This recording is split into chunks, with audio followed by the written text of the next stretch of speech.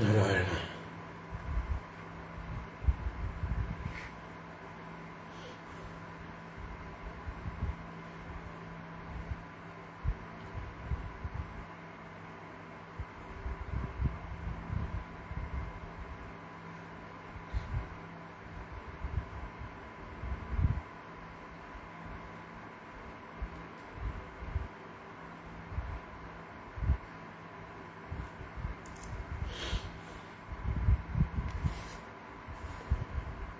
ഓം ഹരി ഓം.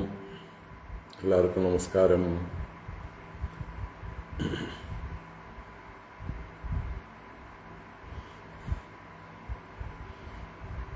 ഓം ശുക്ലാം വരദരം വിഷ്ണും ശശിവർണം ചതുർഭുജം പ്രസന്നവദനം ധ്യായേത് സർവവിഘ്നോപശാന്തയേ. ഗുരവേ സർവലോകാനാം ഭിഷജേ ഭവരോഗിണാം നിധയേ സർവവിദ്യാനാം ദക്ഷിണാമൂർത്തയേ നമഃ. ജന്മാദ്യസ്യ യതോന്വയാദിതരതശ്ചാർത്ഥേഷ്വഭിജ്ഞസ്വരാട് തേനേ ബ്രഹ്മഹൃദായ ആദികവയേ മുഹ്യന്തി യത്സൂരയഃ. തേജോ വാരിമൃതാം യദാ വിനിമയോ യത്ര ത്രിസർഗോ അമൃഷാ ധാംനാ സ്വേന സദാ നിരസ്തകുഹകം സത്യം പരം ധീമഹി. ധർമ്മഃ പ്രോജ്ജിതകൈതവോത്ര പരമോ നിർമ്മത്സരാണാം സതാം. വേദ്യം വാസ്തവമത്ര വസ്തു ശിവദം താപത്രയോന്മൂലനം. ശ്രീമദ്ഭാഗവതേ മഹാമുനികൃതേ കിം വാ പരൈരീശ്വരഃ സദ്യോ ഹൃദ്യവരുധ്യതേത്ര കൃതിഭിഃ ശുശ്രൂഷുഭിസ്തൽക്ഷണാത്. നിഗമകൽപതരോർഗളിതം ഫലം സുഖമുഖാദമൃതദ്രവസംയുതം പിബത ഭാഗവതം രസമാലയം മുഹുരഹോ രസികാ ഭുവി ഭാവുകാഃ. നാരായണം നമസ്കൃത്യ നരം ചൈവ നരോത്തമം ദേവീം സരസ്വതീം വ്യാസം തതോ ജയമുദീരയേത്. യം പ്രവ്രജന്തമനുപേതമപേതകൃത്യം ദ്വൈപായനോ വിരഹകാതര ആജുഹാവ. പുത്രേതി തന്മയതയാ തരവോഭിനേദുഃ തം സർവഭൂതഹൃദയം മുനിമാനതോസ്മി. യസ്വാനുഭാവമഖിലശ്രുതിസാരമേകം അധ്യാത്മദീപമതിതിദീർഷതാം തമോന്തം സംസാരിണാം കരുണയാഃ പുരാണഗുഹ്യം തം വ്യാസസൂനുമുപയാമി ഗുരും മുനീനാം. മൂകം കരോതി വാചാലം പങ്കും ലംഘയതേ ഗിരിം യത്കൃപാതമഹം വന്ദേ പരമാനന്ദമാധവം. യം ബ്രഹ്മാ വരുണേന്ദ്രരുദ്രമരുതഃ സ്തുന്വന്തി ദിവ്യൈസ്തവൈഃ വേദൈः സാംഗപദക്രമോപനിഷദൈഃ ഗായന്തി യം സാമഗാഃ.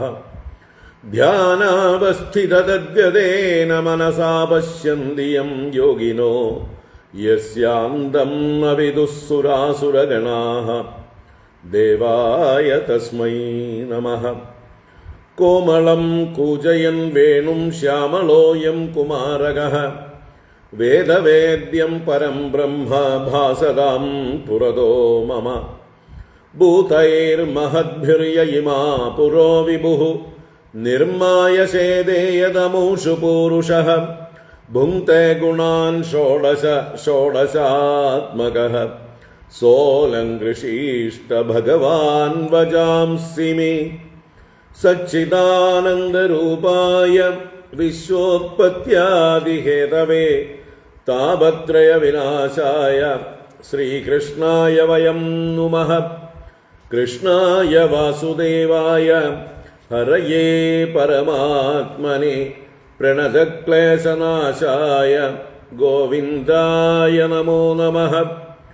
കൃഷ്ണായ വാസുദേവായ ദേവകീനന്ദനായ ച നന്ദഗോപകുമാരായ ഗോവിന്ദായ നമോ നമഃ. നമഃ പങ്കജനാഭായ നമഃ പങ്കജമാലിനേ നമഃ പങ്കജനേത്രായ നമസ്തേ പങ്കജാംഗ്രയേ. പീതാംബരം കരവിരാജിതശംഖചക്രകൗമോദഗീ സരസിജം കരുണാസമുദ്രം രാധാസഹായമതിസുന്ദരമന്ദഹാസം വാതാലയേശമനിശം ഹൃദി ഭാവയാമി. വാതാലയേശമനിശം ഹൃദി ഭാവയാമി. ഓം നമോ ഭഗവതേ വാസുദേവായ. ഓം നമോ നാരായണായ.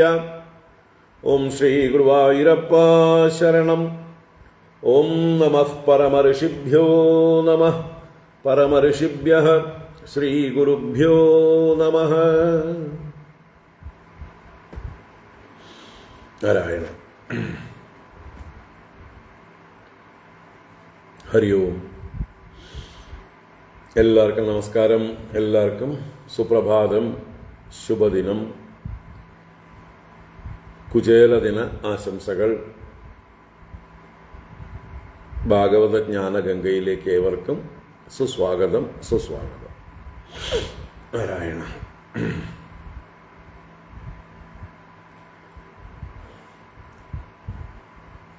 കേരളത്തിൽ മാത്രമായിട്ട് ആചരിക്കുന്ന ഒരു പരിപാടിയാണ് കുചേലദിനം. വൃശ്ചിക മാസത്തിലെ 30 അഥവാ ആദ്യത്തെ ബുധനാഴ്ച.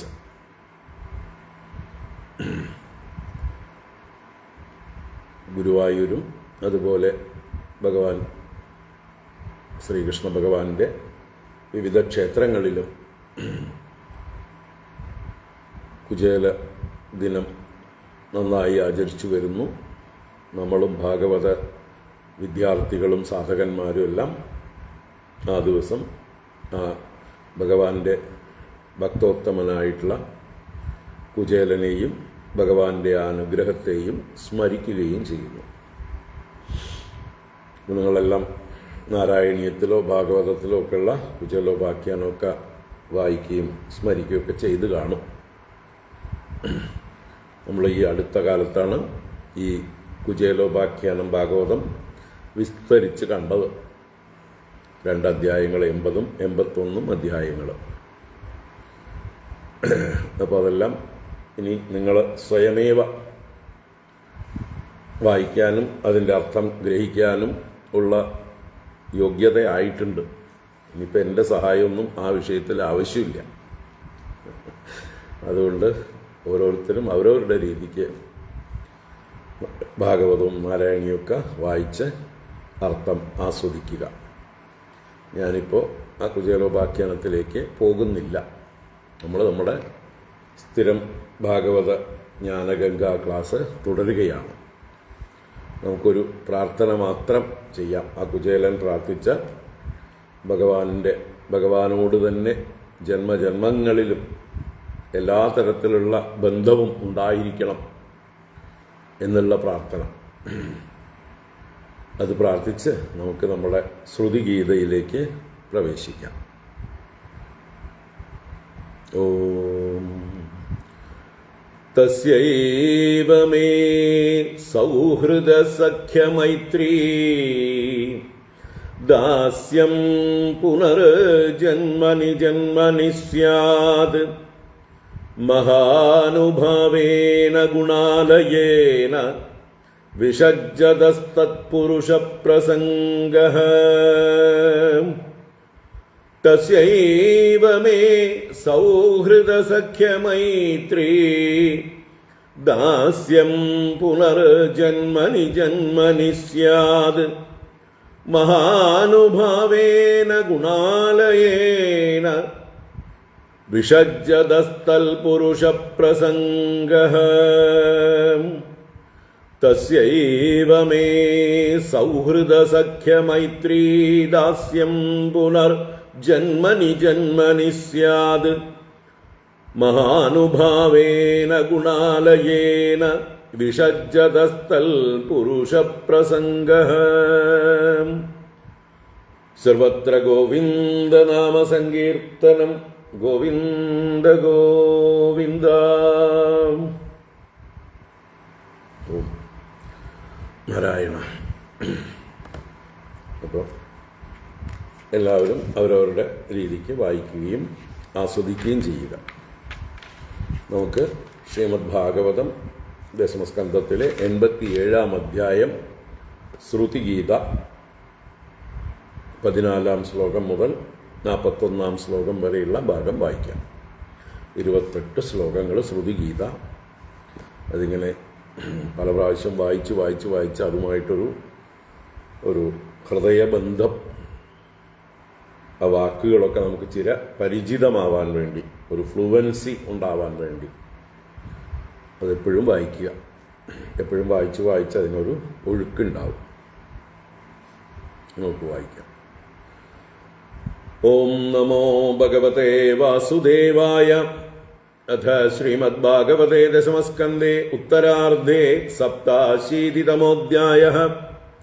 ശ്രുതയ ഊചുഃ ജയ ജയ ജഹ്യജാമജിതദോഷഗൃഭീതഗുണാം ത്വമസി യദാത്മനാ സമവരുദ്ധ സമസ്തഭഗഃ അഗജഗദോഗസാം അഖിലശക്ത്യവബോധഗതേ ക്വചിദജയാത്മനാ ചരതോനുചരന്നിഗമഃ ബൃഹതുപലബ്ധമേതദഭജന്ത്യവശേഷതയാ യത ഉദയാസ്തമയൗ വികൃതേർമൃതിവാ വികൃതാത് അത ഋഷയോ ദദുസ്ത്വയി മനോവചനാചരിതം കഥമയഥാ ഭവന്തി ഭുവി ദത്തപദാനി നൃണാം ഇതി തവ സൂരയസ്ത്രധിപതേ കില ലോകമലക്ഷപണകഥാമൃതാബ്ധിമവഗാഹ്യ തപാംസി ജഹുഃ കിമുദ പുനഃസ്വധാമവിദുദാശയ കാലഗുണാഃ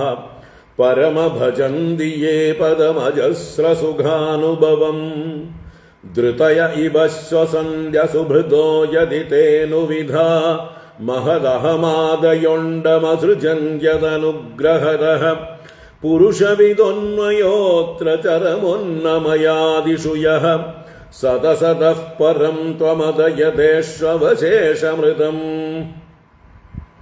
ഉദരമുപാസത്തെ യർഷിവത്മസു കുർപ്പദൃശഃ പരിസരപദ്ധതിം ഹൃദയമാരുണയോദഹരം തദൗദഗാദനന്ദ തവ ധാമ ശിരഃ പരമം പുനരിഹ യത്സമേത്യ ന പതന്തി കൃതാന്തമുഖേ സുകൃതവിചിത്രയോനിഷു വിശന്നിവ ഹേതുതയാ തരതമതശ്ച കാസ്യനലവത്സ്വകൃതാനുകൃതിഃ അദവിദദാസ്വമുഷ്വവിദദം തവ ധാമ സമം വിരജധിയൊന്വയന്ത്യഭിവിപണ്യവയേകരസം സ്വകൃതപുരേഷ്വമിഷ്വബഹിരന്തരസംവരണം തവ പുരുഷം വദന്ത്യഖില ശക്തിധൃദംശകൃതം ഇതി നൃഗതിം വിവിച്യ കവയോ നിഗമാവപനം ഭവത ഉപാസതെങ്ക്രിമഭവം ഭുവി വിശ്വസിതാഃ ദുരവഗമാത്മതത്വനിഗമായ തവത്തതനോഃ ചരിതമഹാമൃതാബ്ധിപരിവർത്ത പരിശ്രമണാഃ ന പരിലഷന്തി കേചിദപവർഗമഭീശ്വരത്തെ ചരണസരോജഹംസകുലസംഗവിസൃഷ്ടഗൃഹാഃ ത്വദനുപഥം കുലായമിദമാത്മസുഹൃത്പ്രിയവച്ചരതി തദോന്മുഖേ ത്വയി ദേ പ്രിയ ആത്മനി ച ന ബദരമന്ദ്യഹോ അസദുപാസനയാത്മഹനോ യദനുശയാ ഭ്രമന്ത്യുരുഭയേ കുശരീരവൃതഃ നിവൃതമരുത്മനോക്ഷദൃഢയോഗയുജോ ഹൃദി യന്മുനയ ഉപാസത്തെ തദരയോപിയയു സ്മരണാത് സ്ത്രിയ ഉരകേന്ദ്ര ഭോഗഭുജദണ്ഡ വിഷക്തധിയോ വയമപി തേ സമദൃശോംഗ്രിസരോജസുതാഃ കൈഹമുവേദപദാവരജന്മലയോഗ്രസരം യത ഉദഗാദൃശിരിയമനുദേവഗണാ ഉഭയേ തർഹി ന സന്നചാസദുഭയം ന ച കാലജവഃ കിമപി ന തത്ര ശാസ്ത്രമവകൃഷ്യ ശയീത യദാ ജനിമസതഃ സതോ മൃതിമുതാത്മനി യേ ച വിദാം വിപണമൃതം സ്മരന്ത്യുപദിശന്തി ത ആരുപിതൈഃ ത്രിഗുണമയഃ പുമാനിതി ഭിദായത ബോധകൃതാ ത്വയി ന തതഃ പരത്ര സ ഭവേദവബോധരസേ സദിവ മനസ്ത്രിഭൃത്വയി വിഭാത്യ സദാ മനുജാത് സദഭിമൃശന്ത്യശേഷമിദമാത്മതയാത്മവിദഃ നഹി വികൃതിം ത്യജന്തി കനകസ്യ തദാത്മതയാ സുഹൃതമനുപ്രവിഷ്ടമിദമാത്മതയാ വസിതം തവ പരിയേ ചരന്ത്യഖില സത്വനികേതതയാ തൗ തപദാക്രമന്ത്യവിഗണയ്യ ശിരോ നിർദേഹ പരിവയസേ പശൂനിവ ഗിരാ വിബുധാനഭിതാൻ ത്വയി കൃത സൗഹൃദാ ഖലു പുനന്തി നയേ വിമുഖാഃ ത്വമകരണസ്വരാടഖില കാരകശക്തിധരഃ തവ ബലിമുദ്വഹന്തി സമദന്ത്യജയാ നിമിഷാഃ വർഷഭുജോകിലക്ഷിതിപതേരിവ വിശ്വസൃജോ വിദധതി യത്ര യേ ത്വധികൃതാ ഭവദശ്ചകിതാഃ സ്ഥിരചരജാതയസ്യുരജയോക്തനിമിത്തയുജോ വിഹര ഉദിക്ഷയാ യദി പരസ്യ വിമുക്ത തതഃ നഹി പരമസ്യ കശ്ചിദപരോ ന പരശ്ച ഭവേദ് വിയത ഇവാപദസ്യ തവ ശൂന്യതുലാം ദദദഃ അപരിമിതാ ധ്രുവാസ്തനുഭൃതോ യദി സർവഗദാഃ തർഹി ന ശാസ്യതേതി നിയമോ ധ്രുവനേതരദാം അജനിജയന്മയം തദവിമുച്യ നിയന്ത്രഭവേദ് സമമനുജാനതാം യദമദം മദദുഷ്ടതയാം ന ഗടദ ഉദ്ഭവഃ പ്രകൃതി പൂരുഷയോരജയോഃ ഉഭയയുജാ ഭവന്ത്യ സുഹൃദോ ജലബുദ്ബുദവദ് ത്വയി തയിമേന തതോ വിവിധ നാമ ഗുണൈ പരമേ സരിത ഇവാർണവേ മധുനി ലില്യുരശേഷരസാഃ നൃഷു തവ മായയാ ഭ്രമമീശ്വവഗത്യ ഭൃശം ത്വയി സുധിയോ ഭവേദദതി ഭാവമനുപ്രഭവം കഥമനുവർത്തതാം ഭവഭയം തവ യദ്ഭ്രുകുടിഃ സൃജതി മുഹുസ്ത്രിനേമിരഭവച്ഛരണേഷു ഭയം വിജിതഹൃഷീകവായുഭിരം അദാന്തമനസ്തുരകം യൈഹയതന്തി യന്തു മതിലോലമുപായഗിതഃ വ്യസനശതാന്വിതാ സമവഹായ ഗുരോശ്ചരണം വണിജൈവാജ സന്ധ്യകൃതകർണധരാജലദൗ സ്വജനസുതാത്മദാരധനധാമധരാസുരദൈഃ ത്വയി സതി കിം നൃണാം ശ്രയത ആത്മനി സർവരസേ ഇതി സദജാനതം മിഥുനതോരതയേ ചരതാം സുഖയതി കോന്മിഹ സ്വവിഹതേ സ്വനിരസ്തഭഗേ ഭുവി പുരുപുണ്യതീർത്ഥസദനാനി ഋഷയോ വിമദാസ്തൗത ഭവൽപദംബുജഹൃദോഘപിതംഗ്രിജ്വജ്ജലാഃ ദദതി സകൃന്മനസ്ത്വയ്യ ആത്മനി നിത്യസുഖേ ന പുനരുപാസതേ പുരുഷസാരഹരാവസധാൻ സത ഇദമുത്ഥിതം സദിതി ചേന്നനുതർക്കഹദം വ്യഭിചരതി ക്വച ക്വച മൃഷാന തദോ ഭയയുക വ്യവഹൃതയേ വികൽപൈഷിതോന്ധപരംബരയാ ഭ്രമയതി ഭാരതീത ഉരുവൃത്തിവിരുക്തജഡാൻ നയതിദമഗ്ര ആസന ഭവിഷ്യതോ നിധനാത് അനുമിതമന്തരാ ത്വയി വിഭാതി മൃഷൈകരസേ അത ഉപമീയത്തെ ദ്രവിണജാതി വികൽപപഥൈഃ വിതതമനോ വിലാസമൃതമിത്യവയന്ത്യബുധാഃ स यदजया त्वजा मनुष्ययेत गुणांश्च जुषन् भजति सरूपतां तदनु मृत्युमपेदभगः त्वमुदजहासि ताम् अहिरिव त्वजमात्तभगो महसि महीयसेष्टगुणिते परिमेयभगः यदि न समुद्धरन्ति यतयो हृदि कामजडाः दुरधिगमो सतां हृदि गदो स्मृतकण्ठमणिः असुतृपयोगिनाम् उभयतोऽप्यसुखं भगवन् അനപഗതാന്തകാത് അനധിരൂഢപദാത്മവദഃ ത്വദവഗമീന വേത്തി ഭവദുത്തശുഭാശുഭയോർ ഗുണവിഗുണന്വയാൻ തർഹി ദേഹഭൃതം ച ഗിരഃ അനുയുഗമന്വഹം സഗുണഗീതപരമ്പരയാ ശ്രവണഭൃതോ യതസ്ത്വമപവർഗഗതിർമനുജൈഃ ദ്യുപദയജേവ തേന യയുരന്തമനന്തതയാ ത്വമപി യദന്തരണ്ഡനിചയാനനുസാവരണാഃ കൈവരജാംസി വാന്തി വയസാ സഹയത്ശ്രുതയഃ ത്വയി ഹി ഫലന്ത്യതന്നിരസനേന ഭവന്നിദനാഃ. സർവത്ര ഗോവിന്ദനാമസങ്കീർത്തനം. ഗോവിന്ദ ഗോവിന്ദ. നാരായണാഖില ഗുരോ ഭഗവൻ നമസ്തേ. നാരായണാഖില ഗുരോ ഭഗവൻ നമസ്തേ. നാരായണാഖില ഗുരോ ഭഗവൻ നമസ്തേ.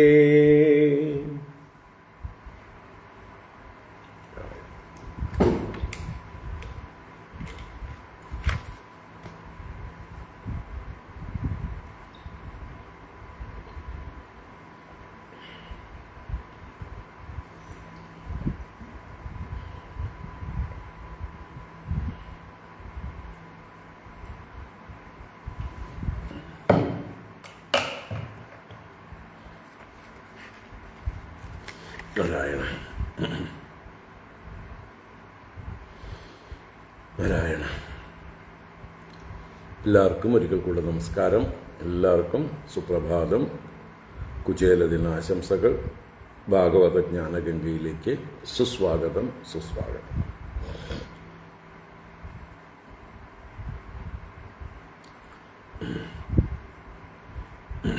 അപ്പോൾ ഇന്നലെ നമ്മൾ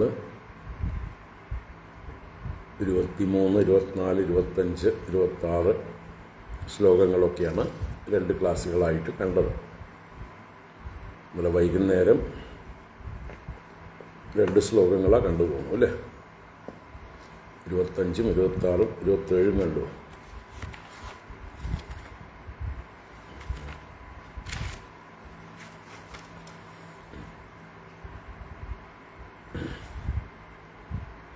ഇല്ല, 25, 26 വൈകുന്നേരം കണ്ടത്. അപ്പോൾ 25-ാം ശ്ലോകത്തിൽ മറ്റ് ദാർശനികന്മാർ, നൈയായികന്മാർ, വൈശേഷികന്മാർ, സാഖ്യന്മാർ, പൂർവമീമാംസകന്മാർ, ഇങ്ങനെയുള്ള ദാർശനികന്മാരുടെ മതങ്ങളെ അപര്യാപ്തങ്ങളായിട്ട്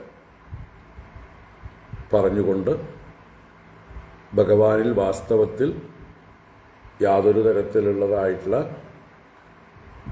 ഭേദവുമില്ല, അത് അങ്ങനെ ഉണ്ടെന്ന് തോന്നുന്നുണ്ടെങ്കിൽ അബോധകൃത, ബോധമില്ലായ്മ കൊണ്ട് ചെയ്യപ്പെട്ടതാണ് എന്ന് വെച്ചാൽ അജ്ഞാനജന്യമാണ്. ഭഗവാനിൽ ഭേദം ആരോപിതങ്ങളാണ്.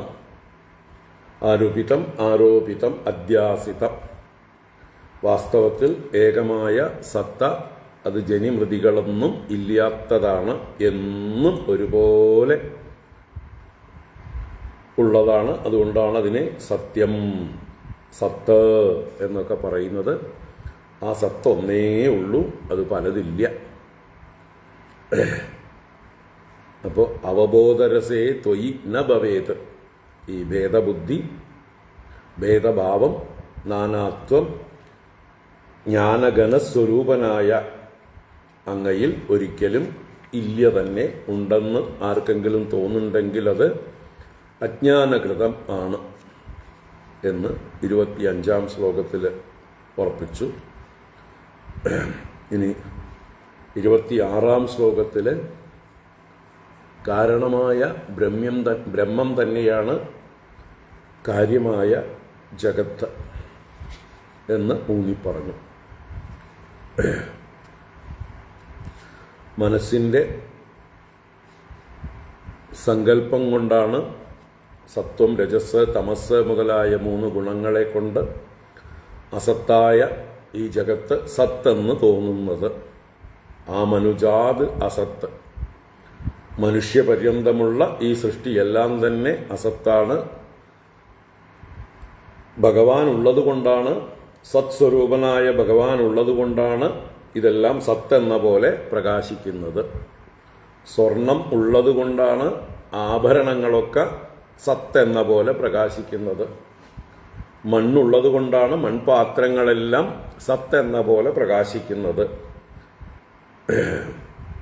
വെള്ളം ഉള്ളത് കൊണ്ടാണ് തരംഗങ്ങളെല്ലാം സത്തെന്ന പോലെ പ്രകാശിക്കുന്നത്. അതുകൊണ്ട് ഈ അശേഷം ആത്മതയാ സത് അഭിമൃശന്തി. ആര്? ആത്മവിദ. തത്വമറിയുന്നവർ, ആത്മജ്ഞാനികൾ എല്ലാം ആത്മാവ് തന്നെയാണെന്ന് അശേഷം അഭിമൃശന്തി. എല്ലാറ്റിനെയും അവർ മർശനം ചെയ്ത് അറിയുന്നു. ബുദ്ധി കൊണ്ട് വേണ്ട പോലെ ഉറച്ചു നോക്കി എല്ലാം സത്യം മാത്രമാണ്, എല്ലാം സത്താണ്, മുമ്പുണ്ടായിരുന്ന കാരണം തന്നെയാണ് കാര്യരൂപത്തിൽ, ജഗത് രൂപത്തിൽ കാണപ്പെടുന്നത് എന്നവർ ഉറപ്പിക്കുന്നു. എപ്രകാരമാണോ കനകസ്യ വികൃതി തദാത്മതയാ നത്യജന്തി. സ്വർണത്തിന്റെ വികാരങ്ങളായ ആഭരണങ്ങളെ അത് സ്വർണമായതുകൊണ്ടാണ് ആരും ഉപേക്ഷിക്കാതിരിക്കുന്നത്. അതുപോലെയാണ് ഭക്തജനങ്ങളെല്ലാം ഭഗവാനിൽ നിന്നുണ്ടായ ഈ ജഗത്ത് ഭഗവാൻ തന്നെ എന്ന ബുദ്ധിയോടുകൂടി അതിനെ ആദരിക്കുന്നു, ബഹുമാനിക്കുന്നു. സുകൃതം ഇതം അനുപ്രവിഷ്ടം ആത്മതയാ അവസിതം. ഭഗവാൻ സ്വയം ചെയ്തതാണിതെല്ലാം. സുകൃതം ഇതം സ്വയാ സ്വേനകൃതം.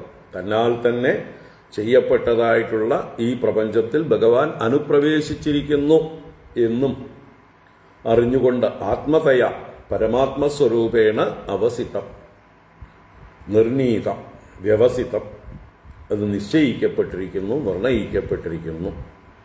അപ്പോൾ ഭഗവാനിൽ നിന്നുണ്ടായതെല്ലാറ്റിലും ഭഗവാൻ തന്നെയാണ് വ്യാപിച്ചിരിക്കുന്നത്. ഈശാവാസ്യം ഇതം സർവം, സർവം ഖൽവിതം ബ്രഹ്മ എന്ന് ജ്ഞാനികൾ ഉറപ്പിച്ചിരിക്കണു എന്നർത്ഥം.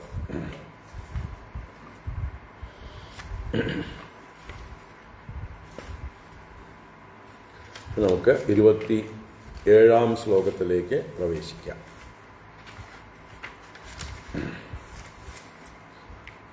27-ാം ശ്ലോകം. ഭഗവാനെ ഭജിക്കുന്നവർ, എല്ലാറ്റിലും നിറഞ്ഞിരിക്കുന്ന, എല്ലാറ്റിലും അന്തര്യാമിയായിരിക്കുന്ന ഭഗവാനെ ഭജിക്കുന്നവർ മുക്തരായിത്തീരുന്നു, അല്ലാത്തവർ ബദ്ധരായിരിക്കുന്നു. ഇതാണ് ഈ ശ്ലോകത്തിലെ ആശയം. തവ പരിയേ ചരന്യഖില സത്വനികേതതയാ തൗദപദാക്രമന്ത്യ വിഗണയ്യ ശിരോ നിരുദേഃ പരിവയസേ പശൂനിവ ഗിരാ വിബുധാനഭിതാൻ ത്വയി കൃത സൗഹൃദാ ഖലു പുനന്ദിനയേ വിമുഗാഃ. തവ പരിയേ ചരന്യഖില സത്വനികേതതയാ തൗദപദാക്രമന്ത്യ വിഗണയ്യ ശിരോ നിരുദേഃ പരിവയസേ പശൂനിവ ഗിരാ വിബുധാനഭിതാൻ ത്വയി കൃത സൗഹൃദാ ഖലു പുനന്ദിനയേ വിമുഗാഃ. തവ പരി യേ ചരന്തി, അത് അന്വയിക്കുമ്പോൾ ഏ എന്നുള്ളതിനെ പുറത്തേക്കെടുക്കണം. യാവരാണോ, ഏതാളുകളാണോ തവ പരിചരന്തി. ഇവിടെ തവ എന്നുള്ളത് ത്വാം എന്നുള്ള ദ്വിതീയാർത്ഥത്തിലാണ്. കർമ്മണി ഷഷ്ടി എന്ന് പറയുന്നൊരു വ്യാകരണ നിയമപ്രകാരം തവ എന്ന് പ്രയോഗിച്ചിരിക്കുന്നു. ത്വാം എന്നാണ് അർത്ഥമെടുക്കേണ്ടത്. അങ്ങയെ ത്വാം പരിചരന്തി. ആ പരിയും ചരന്തിയും തമ്മിൽ കൂട്ടിച്ചേർക്കണം. ചരന്തിയുടെ പ്രിഫിക്സായി മാറും പരി. അതിൻ്റെ ഇടയിലുള്ള ഏനെ അങ്ങോട്ട് പൊക്കി എടുത്തു കഴിഞ്ഞാൽ അങ്ങനെയാണ് അന്വയിക്കേണ്ടത്. അപ്പോൾ ഏ തവ അഥവാ ത്വാം പരിചരന്തി, യാവരാണോ അങ്ങയെ പരിചരിക്കുന്നത്. പരിചരിക്കുക എന്ന് പറഞ്ഞാൽ അറിയാം, പരിചരണം എന്ന് പറഞ്ഞാൽ സേവ എന്ന് തന്നെയാണ് ഉപാസന. ശരിക്കുള്ള വാക്യാർത്ഥം എന്താണ്? ചുറ്റി സഞ്ചരിക്കുക എന്നാണ്. എപ്പോഴും ഭഗവാനെ ചുറ്റിപ്പറ്റി നിൽക്കുക, അതായിരിക്കണം സേവകന്മാരുടെ വൃത്തി. സേവകന്മാർ ആവശ്യം ഉണ്ടാകുമ്പോൾ എവിടെയെങ്കിലും പോയി നിന്നാ എങ്ങനെയാ വിളിച്ചാൽ വിളി കേൾക്കുമ്പോൾ പോലും ഇല്ല പല സേവകന്മാരും. അപ്പൊ സേവകന്മാർക്ക് സേവക ധർമ്മം എന്താണെന്ന് അറിഞ്ഞിരിക്കണം. ഒരു യജമാനനെ, ഒരു സ്വാമിയെ സേവിക്കണമെങ്കിൽ എന്തു വേണം? അയാളുടെ ചുറ്റുപാട് ഇങ്ങനെ ചുറ്റിപ്പറ്റി നിൽക്കണം. ചുറ്റിപ്പറ്റി നിൽക്കുന്നവരാണ് പരിചാരകന്മാര്. എന്തിനു വേണ്ടിയിട്ടാണ് പറയുന്നത്? കേൾക്കാൻ വേണ്ടി. ശുശ്രൂഷ, ശ്രോതുമിച്ഛ, ശ്രവിക്കാൻ ഇച്ഛയോടുകൂടി. അപ്പൊ എന്താ അദ്ദേഹം പറയാൻ പോണ, എന്താണ് ആജ്ഞാപിക്കാൻ പോകുന്നതെന്നുള്ള ആ ചെവി ഇവിടേക്ക് തന്നെ കൊടുത്തുകൊണ്ട് ശ്രദ്ധിച്ചുകൊണ്ട് അദ്ദേഹത്തിന്റെ ചുറ്റും വിളിപ്പുറത്ത്, അതുപോലെ നോക്കിയാൽ കാണുന്ന ദൂരത്ത് എന്നൊക്കെ പറഞ്ഞ പോലെ എപ്പോഴും ഉണ്ടാവലാണ് പരിചാരക ധർമ്മം. ഇന്ന് പരിചാരകന്മാരെ വിളിക്കാൻ വേറൊരാളെ വിടണം. നമ്മൾ വേറൊരു പരിചാരകനെ തിരയണം. പരിചാരകനോട് കാര്യം പറഞ്ഞ് മനസ്സിലാക്കാൻ നല്ല പണിയാണ്. കാരണം അയാൾ ഇവിടെ നടക്കുന്ന കാര്യങ്ങളൊന്നും അറിയുന്നില്ല. യഥാർത്ഥ പരിചാരകന്മാര് എല്ലാം നോക്കിയും കണ്ടും അറിഞ്ഞ് പ്രവർത്തിക്കണം. പറയുന്നതിന് മുമ്പേ കാര്യം, അല്ലേ? യജമാനന് വെള്ളം ദാഹിക്കുന്നുണ്ട് എന്ന് മനസ്സിലാക്കണം. പറയേണ്ട ആവശ്യമില്ല, എനിക്കൊരു ഗ്ലാസ് വെള്ളം തരൂ എന്ന് പറയേണ്ട ആവശ്യമില്ല. അദ്ദേഹത്തിൻ്റെ ഒരു ഭാവം കണ്ടാൽ തന്നെ അദ്ദേഹത്തിന് ദാഹിക്കുന്നുണ്ട്. അല്ലെങ്കിൽ അദ്ദേഹം എന്താണ് ഇപ്പോൾ ആവശ്യപ്പെടാൻ പോകുന്നത് എന്ന് മുൻകൂട്ടി കാണാൻ കഴിവുള്ളവരാണ് നല്ല പരിചാരകർ. അപ്പൊ അതുപോലെ ഏ തവ പരിചരന്തി, ഏ ത്വാം പരിചരന്തി, അല്ലയോ ഭഗവാനെ, ആരാണോ അങ്ങയെ ചുറ്റിപ്പറ്റി നിന്ന് അങ്ങയെ ഉപാസിച്ച് സേവിക്കുന്നത്. ഉപാസന എന്ന് പറഞ്ഞാലും അത് തന്നെയാണ്, അല്ലേ? അടുത്തിരിക്കുക എന്നാണ് ഉപാസനം. ചുറ്റിപ്പറ്റി നിൽക്കുക എന്നുള്ളതാണ് പരിചരണം. ശുശ്രൂഷ എന്ന് പറഞ്ഞാൽ ശ്രോതുമിച്ഛയാണ്. ഭജനം എന്ന് പറഞ്ഞാൽ സേവയാണ്. എല്ലാം ഒരേ അർത്ഥം തന്നെയാണ്. അപ്പോൾ എങ്ങനെ സേവിക്കുന്നു? അഖില സത്വനികേതതയാ. അങ്ങയെ എങ്ങനെ സേവിക്കുന്നു? അഖില സത്വനികേതതയാ. അഖില സത്വങ്ങളിലും നികേതനം ചെയ്യുന്നവൻ വാസുദേവൻ. വാസുദേവൻ, വസന്തി അല്ലെങ്കിൽ വസനാത് ദ്യോതനാത്. വസന്തി അസ്മിൻ സർവം ഇതി വാസുദേവ. ഇവിടെ അഖില സത്വനികേതതയ, അഖില സത്വങ്ങളും ആരിൽ നിവസിക്കുന്നുവോ, നികേതമായിരിക്കുന്നുവോ എന്നും അർത്ഥം. അവൻ എല്ലാ സത്വങ്ങളിലും വസിക്കുന്നു. സത്വം എന്ന് പറഞ്ഞാൽ ഭൂതം എന്ന് തന്നെയാണ് അർത്ഥം, ക്രിയേഷൻ. എല്ലാറ്റിലും ഉണ്മയുണ്ട് എന്ന് തോന്നുന്ന, നമ്മൾ കാണുന്ന വ്യാവഹാരികമായിട്ടുള്ള ഈ ജഗത്തിൽ, ചരാചരാത്മകമായ സകല ജഗത്തിനെയും സത്വം എന്ന് പറയും. ഇറ്റ് ഈസ് എന്ന് നമ്മൾ പറയുന്നുണ്ടല്ലോ, ആ ഈസ്നെസ് ആണ് അതിൻ്റെ സത്വം. അപ്പോൾ അഖില സത്വങ്ങൾക്കും നികേതനമായി അഥവാ വാസസ്ഥാനമായി, അഖില സത്വങ്ങളിലും അവൻ നികേതനം ചെയ്യുന്നു, വസിക്കുന്നു. വാസുദേവനാണവൻ എന്നുള്ള ഭാവത്തിൽ. അപ്പോൾ സകല ഭൂതങ്ങളിലും ഭഗവാൻ വസിക്കുന്നു എന്ന ഭാവനയോടെ ആരാണോ യേ ത്വാം പരിചരന്തി, ആരങ്ങയെ ഭജിക്കുന്നു, ഉപാസിക്കുന്നു, തേ ഉത അവിഗണയ്യ നിരുദേഹേ ശിരഃ പദാ ആക്രമന്തി. തേ ഉത, അവർ മാത്രം എന്നുള്ള അർത്ഥത്തിലാണ്. തേ ഏവ, ദേ എലോൺ എന്ത് ചെയ്യുന്നു? അവിഗണയ്യ. അവിഗണയ്യ എന്ന് പറഞ്ഞാൽ ബാക്കിയുള്ള സാംസാരിക പ്രശ്നങ്ങളെ ഒന്നും ഗണിക്കാതെ, എല്ലാറ്റിനെയും അവഗണിച്ചുകൊണ്ട്, അവർക്ക് യാതൊരു ഭയവുമില്ല, യാതൊരു ദുഃഖവുമില്ല. അവർക്ക് ഈ ലോകമേ നിസ്സാരമാണ്. ഈ ലോകത്തിലുണ്ടാകുന്ന ഏതനുഭവങ്ങളും അവർക്ക് നിസ്സാരമാണ്. അതുകൊണ്ട് എല്ലാറ്റിനെയും അവഗണിച്ചുകൊണ്ട് വകവയ്ക്കാതെ നിർദേഹേ ശിരഃ പദ ആക്രമന്തി. നിർതി എന്നിവിടെ ഉദ്ദേശിച്ചത് യമൻ തന്നെയാണ്, മൃത്യുദേവനെയാണ് ഇവിടെ നിർതി എന്ന് പറഞ്ഞത്. ആ നിർതിയുടെ അഥവാ യമന്റെ ശിരഃ പദ ആക്രമന്തി, ആ യമന്റെ ശിരസ്സിനെ കാൽ കൊണ്ട് ആക്രമിക്കുന്നു. ഇവിടെ ആക്രമിക്കുക എന്ന് പറഞ്ഞാൽ പാദവിക്ഷേപം ചെയ്യുന്നു, കാലെടുത്ത് വെക്കുന്നു. അപ്പോൾ യമന്റെ നെറുകയിൽ കാലെടുത്ത് വെച്ചിട്ടാണ് ഈ ആളുകളൊക്കെ വൈകുണ്ഠത്തിലേക്ക് പോകുന്നത്. എന്നുവെച്ചാൽ അവർ മൃത്യുവിനെ ജയിക്കുന്നു. ഇങ്ങനെയുള്ള ആളുകൾ ഇനിയൊരു സംസാരത്തിലേക്ക് മടങ്ങി വരവില്ലാത്ത രീതിയിൽ മൃത്യുവിനെ ജയിച്ചുകൊണ്ട് ഭഗവത് പദത്തെ പ്രാപിക്കുന്നു.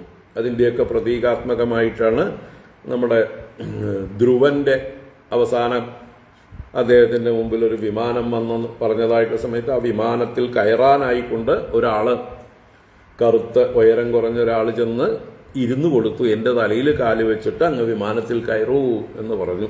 ആരാണത്? യമൻ തന്നെയാണ്, മൃത്യുദേവനാണ്. അപ്പോൾ ഇതുപോലെ മറ്റു പല ആളുകളുടെ കഥയിലും കാണാം. അവരൊക്കെ മൃത്യുവിനെ ജയിച്ചവരാണ്, മൃത്യുഞ്ജയന്മാരായിത്തീരുന്നു.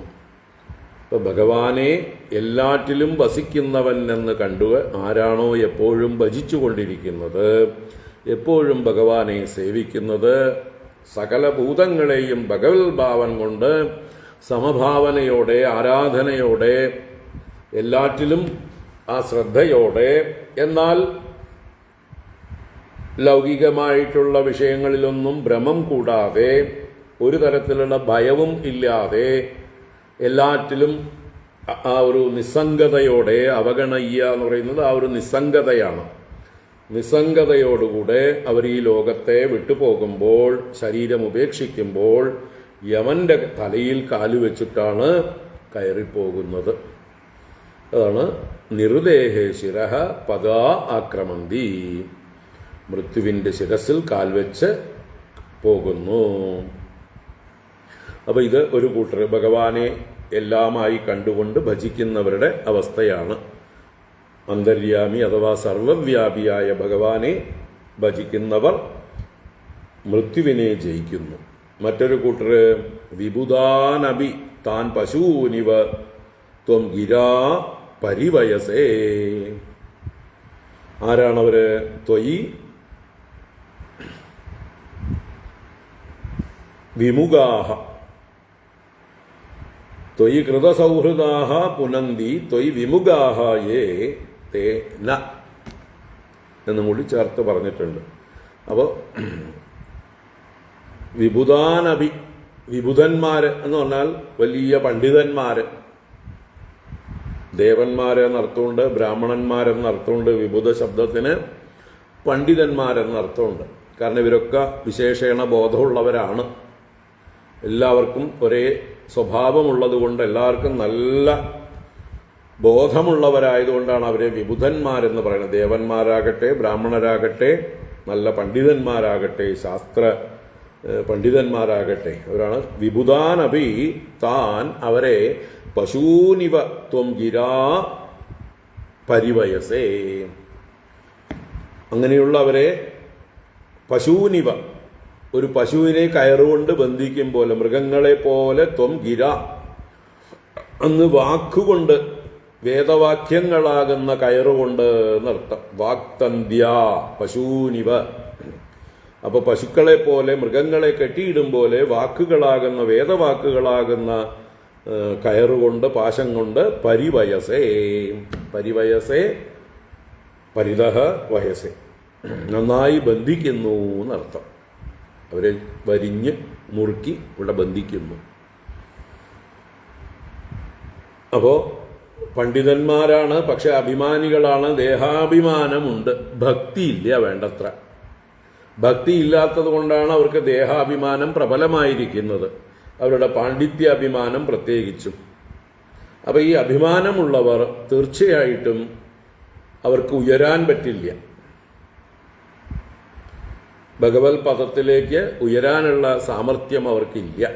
വലിയൊരു കരിങ്കല്ല് പാറ നമ്മുടെ കയ്യിലും കാലിലും ഒക്കെ ബന്ധിച്ചു കഴിഞ്ഞാൽ, എന്നിട്ട് വെള്ളത്തിൻ്റെ അടിയിലേക്ക് നമ്മളെ ഇട്ട് കഴിഞ്ഞാൽ പിന്നെ ആ വെള്ളത്തിൻ്റെ മുകളിലേക്ക് പൊങ്ങാൻ സാധിക്കുമോ?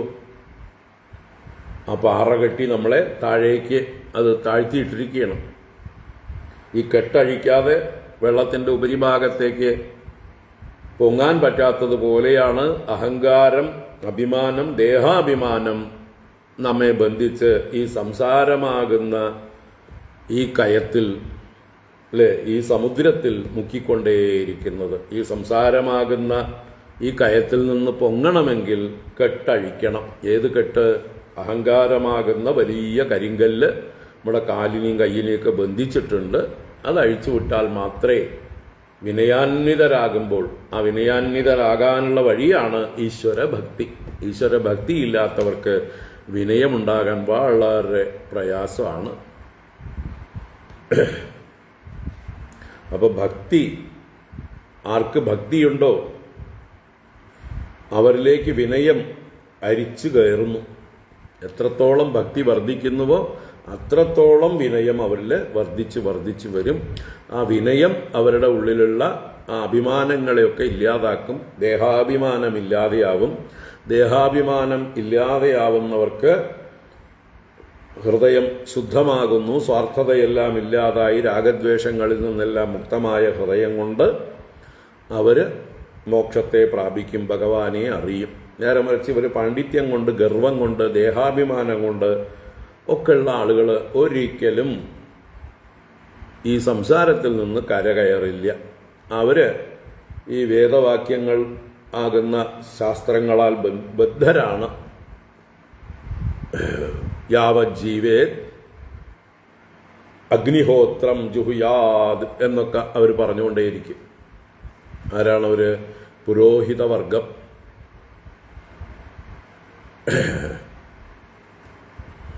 കർമ്മഠന്മാരായിട്ടുള്ള പുരോഹിതവർഗം ഈ വൈദിക കർമ്മങ്ങളിൽ തന്നെ കുടുങ്ങിക്കിടക്കും. അവരൊരിക്കലും നിർവേദത്തെ പ്രാപിക്കില്ല. നിർവേദം വേദങ്ങളിൽ നിന്ന് നിർഗമിക്കലാണ്. അപ്പോൾ നിർവേദമില്ലാതെ ഈ ധാർമ്മികമായി വേദത്തിൽ എന്തെല്ലാം ഉപദേശങ്ങളുണ്ടോ ആ ഓരോ ധർമ്മോപദേശവും ഓരോ ചങ്ങലയാണ്. ആർക്കുള്ളതാണ് ധർമ്മോപദേശം? പ്രാകൃതന്മാർക്കും അജ്ഞാനികൾക്കും ഗൃഹസ്ഥന്മാർക്കും ഒക്കെയാണ് ഈ ധർമ്മോപദേശം കൂടുതൽ ബൈൻഡ് ചെയ്യുന്നത്. ഉയർന്ന തലത്തിൽ എത്തുന്തോറും ഈ ധർമ്മങ്ങളെല്ലാം വെടിയുകയാണ്. ഭഗവാൻ ഗീതയിൽ അവസാനമായിട്ടുള്ള ഉപദേശം തന്നെ സർവധർമാൻ പരിത്യജ്യ മാമേകം ശരണം വ്രജ അഹം ത്വാ സർവപാപേഭ്യോ മോക്ഷയിഷ്യാമി മാ ശുചഃ എന്നാണ്. സർവധർമ്മങ്ങളെയും പരിത്യജിച്ചുകൊണ്ട് ഈശ്വരനെ തന്നെ ശരണം പ്രാപിക്കലാണ് ഭഗവാൻ ഉപദേശിക്കുന്നത്. പക്ഷെ അത് എല്ലാവർക്കും എളുപ്പത്തിൽ സാധിക്കുന്ന കാര്യമല്ല. അതുകൊണ്ട് കുറേ കാലം ധർമ്മം അനുഷ്ഠിക്കാനായിട്ട് വിധിച്ചിരിക്കുന്നു. പ്രവൃത്തി ധർമ്മം അനുഷ്ഠിക്കൂ. പ്രവൃത്തിയിലൂടെ പാകത വന്ന് നിവൃത്തിയിലേക്ക് കടക്കൂ. അപ്പം നിങ്ങൾക്ക് ധർമ്മങ്ങളെല്ലാം ഉപേക്ഷിക്കാം, കെട്ടുകളെല്ലാം അഴിച്ചു കളയാം. അതുവരേക്ക് നിങ്ങൾ ഗൃഹസ്ഥനായി ശരീരാഭിമാനിയായി ജീവിക്കുന്നത് വരേക്ക് നിങ്ങളുടെ ധർമ്മങ്ങൾ വെടിയരുത്. ആ അർത്ഥത്തിലാണ് വേദം പറഞ്ഞത് യാവജ്ജീവേ അഗ്നിഹോത്രം ജുഹുയാത്. ജീവിച്ചിരിക്കുന്നിടത്തോളം കാലം അഗ്നിഹോത്രം ചെയ്യേണ്ടതാണ്. അതെവിടെ ജീവിച്ചിരിക്കുന്നിടത്തോളം കാലം? ഗൃഹത്തിൽ ജീവിച്ചിരിക്കുന്നിടത്തോളം കാലം, ശരീരാഭിമാനത്തോടെ ജീവിച്ചിരിക്കുന്നിടത്തോളം കാലം. എന്നാൽ അതേ വേദം തന്നെ പറഞ്ഞു, നിങ്ങൾക്ക് എന്നാണോ വിരക്തി ഉണ്ടാകുന്നത്, നിർവേദമുണ്ടാകുന്നത്, അന്ന് തന്നെ സന്യസിച്ചോളൂ. യദഹരേവ വിരജേത് തദഹരേവ സന്യസേത്. യദഹരേവ, ഏതു ദിവസമാണോ നിങ്ങൾക്ക് വിരജേത് വൈരാഗ്യമുണ്ടാകുന്നത്, തദഹരേവ അതേ ദിവസം തന്നെ സന്യസേത് പരിവ്രജേത് എന്ന് ഉപനിഷത്ത് പറയുന്നു. അപ്പോൾ ഇത് രണ്ടും കോൺട്രഡിക്റ്റിംഗ് ആണോ? അങ്ങനെ വാദിക്കുന്നവരുണ്ട്. ഞങ്ങൾ ഈ കർമ്മകാണ്ഡത്തിൽ പറഞ്ഞിരിക്കുന്ന യാവജ്ജീവേ അഗ്നിഹോത്രം ജുഹുയാതെന്ന വാദത്തിൽ തന്നെ ഉറച്ചു നിൽക്കുന്ന പിടിവാശിക്കാരാണ്, ശാഠ്യക്കാരാണ് എന്ന് പറയുന്ന കൂട്ടരുണ്ട്, കർമ്മഠന്മാരായ പുരോഹിതന്മാർ. അവരൊരിക്കലും കരകയറുന്നില്ല. അവരെയാണ് ഭഗവാൻ ഗീതയിൽ പരിഹസിച്ചത്. യാമിമാം പുഷ്പിതാം വാചം പ്രവദന്ത്യവിപശ്ചിതഃ വേദവാദരദാഃ പാർത്ഥ നാന്യതസ്തീതി വാദിനഃ കാമാത്മാനസ്വർഗപരാഃ ജന്മകർമ്മഫലപ്രദാം ക്രിയാവിശേഷബഹുളാം ഭോഗൈശ്വര്യഗതിം പ്രതി ഭോഗൈശ്വര്യപ്രസക്താനാം തയാപഹൃതചേതസാം വ്യവസായാത്മികാ ബുദ്ധിഃ സമാധൗ ന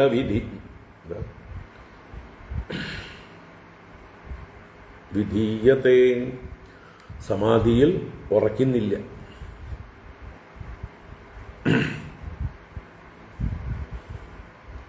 എന്നാൽ വേറെയും 9-ാം അധ്യായത്തിലും പറഞ്ഞു, ഏവം ത്രയീധർമ്മമനുപ്രപന്നാഃ ഗദാഗദം കാമകാമാലഭന്തേ. അല്ലേ? തേതം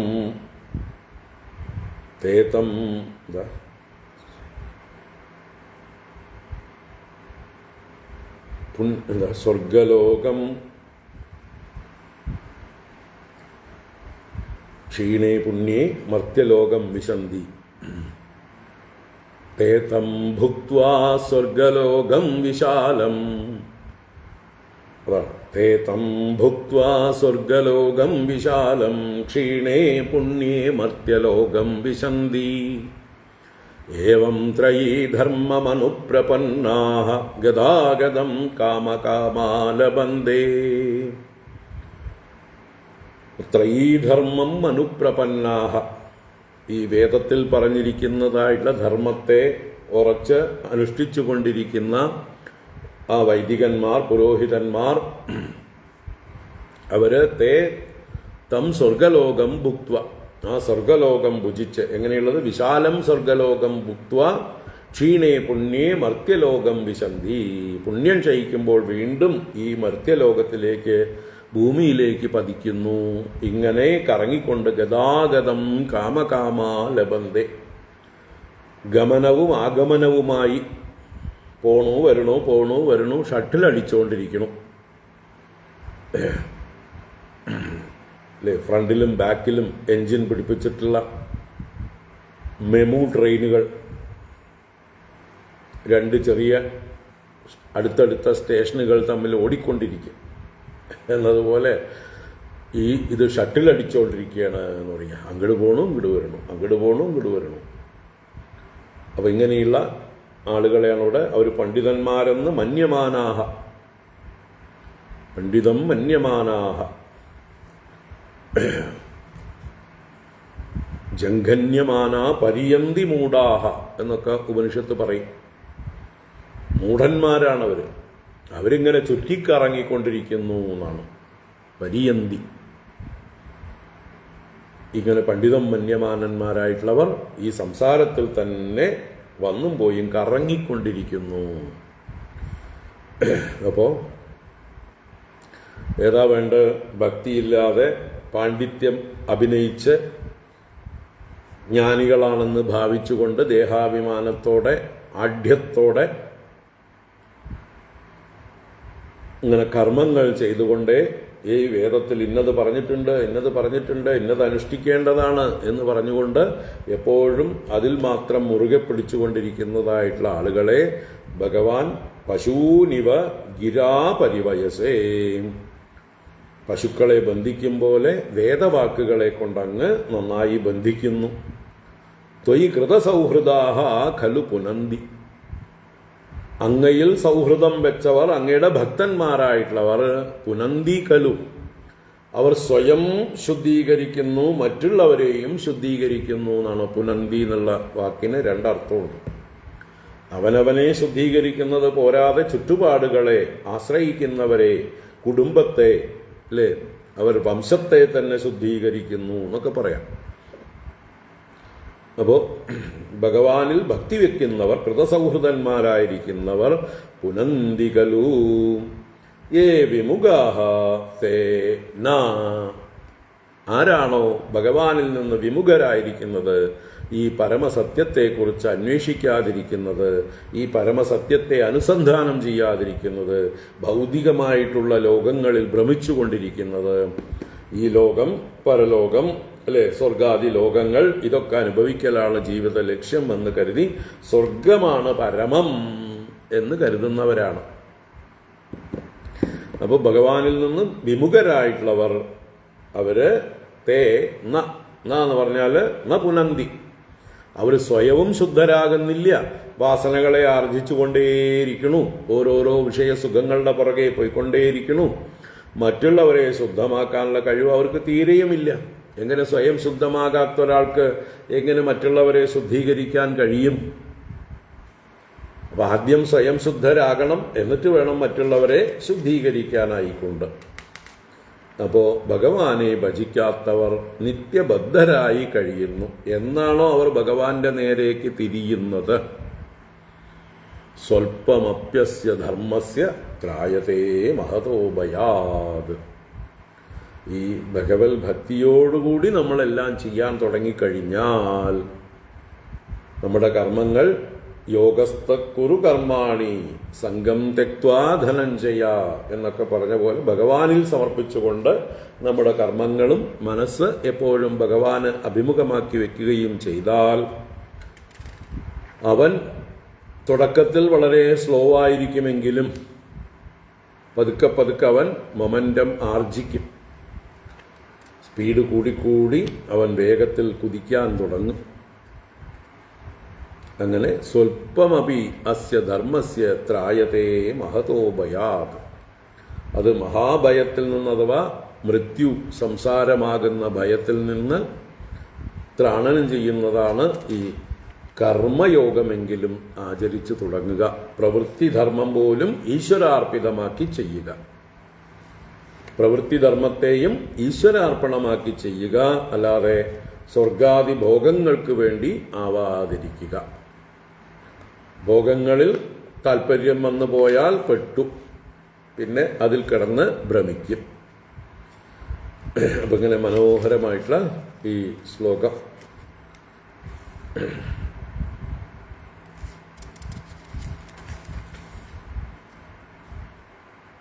ഇങ്ങനെയുള്ളവർ വലിയ പണ്ഡിതന്മാരായിക്കോട്ടെ, അവർക്ക് മുക്തി ലഭിക്കുന്നില്ല, അവർ സംസാരത്തിൽ ഭ്രമിച്ചുകൊണ്ടിരിക്കുന്നു. നമുക്ക് അങ്ങനെ ആവാതിരിക്കട്ടെ എന്ന് ഭഗവാനോട് പ്രാർത്ഥിക്കാം. അതിന് ഭക്തി തരൂ ഭഗവാനേ എന്ന് പ്രാർത്ഥിക്കാം. തവ പരീചരന്യഖില സത്വനികേതതയാ തൗതപദാക്രമൻ വ്യവിഗണയ്യ ശിരോ നിർദേഹ പരിവയസേ പശൂനിവ ഗിരാ വിബുധാനപിതാൻ ത്വയി കൃത സൗഹൃദാ ഖലു പുനന്ദിനയേ വിമുഖാ. അടുത്ത ശ്ലോകം. ഈ സത്യസ്വരൂപനായ ഭഗവാൻ തന്നെയാണ് സർവനിയാമകൻ, സർവനിയന്ത. ഐശ്വര്യം ശങ്കരാദീശ്വര വിനിയമനം വിശ്വതേജോഹരാണാം തേജസ്സംഹാരി വീര്യം എന്നൊക്കെ പറയും പോലെ ഭീഷാസ്മാദ് ബാധഃ പവതേ ഭീഷോദേതി സൂര്യഃ ഭീഷാസ്മാദഗ്നിശ്ച ഇന്ദ്രശ്ച മൃത്യുർധാവതി പഞ്ചമഃ. ആരെ ഭയന്നുകൊണ്ടാണോ, അവനെ ഭയന്നിട്ടാണ് അസ്മാദ് ഭീഷാവാതഃ പവതേ. കാറ്റ് ചലിച്ചുകൊണ്ടിരിക്കുന്നു, വീശിക്കൊണ്ടിരിക്കുന്നു. ഭീഷാ ഉദേതി സൂര്യഃ, അവനിൽ നിന്നുള്ള ഭയം ഹേതുവായിട്ട് സൂര്യൻ ഉദിക്കുന്നു. ഭീഷാസ്മാദ് അഗ്നിശ്ച ഇന്ദ്രശ്ച, അവനിൽ നിന്നുള്ള ഭയം കാരണമായിട്ട് അഗ്നിയും ഇന്ദ്രനും സ്വധർമ്മങ്ങളെ പരിപാലിക്കുന്നു. മൃത്യുർധാവതി പഞ്ചമഃ, അഞ്ചാമനായ മൃത്യു ഓടി നടന്ന് പണിയെടുക്കുന്നു എന്ന് വേദത്തിൽ പറയുന്ന, ഉപനിഷത്തിൽ പറയുന്ന ആശയം ഇവിടെ ഭഗവാനെ ഭയന്നുകൊണ്ട് ദേവന്മാരെല്ലാം അവരവരുടെ കൃത്യങ്ങൾ നിർവഹിക്കുന്നു എന്ന് പറയണം. ഒരു രാജാവിനെ സാമന്തന്മാർ എങ്ങനെയാണോ ഭയപ്പെട്ടുകൊണ്ട് അദ്ദേഹത്തിന് ബലി കൊണ്ട് കൊടുക്കുന്നത് അഥവാ കരം അടയ്ക്കുന്നത്, സമ്മാനങ്ങൾ കൊണ്ടുവന്ന് രാജാവിനെ സാമന്ത രാജാക്കന്മാർ പ്രസാദിപ്പിക്കും പോലെ മറ്റ് ദേവന്മാരെല്ലാവരും ഈ പരമാത്മാവായിരിക്കുന്ന ഭഗവാനെ സേവിക്കുന്നു, ഭഗവാന് ബലികളെ സമർപ്പിക്കുന്നു എന്ന് പറഞ്ഞാലോ ആരെയാണ് ഉപാസിക്കേണ്ടത് എന്നും കൂടി അതിലൂടെ പറയണം അല്ലേ? നേരിട്ട് ഭഗവാനെ തന്നെ ഉപാസിക്കൂ.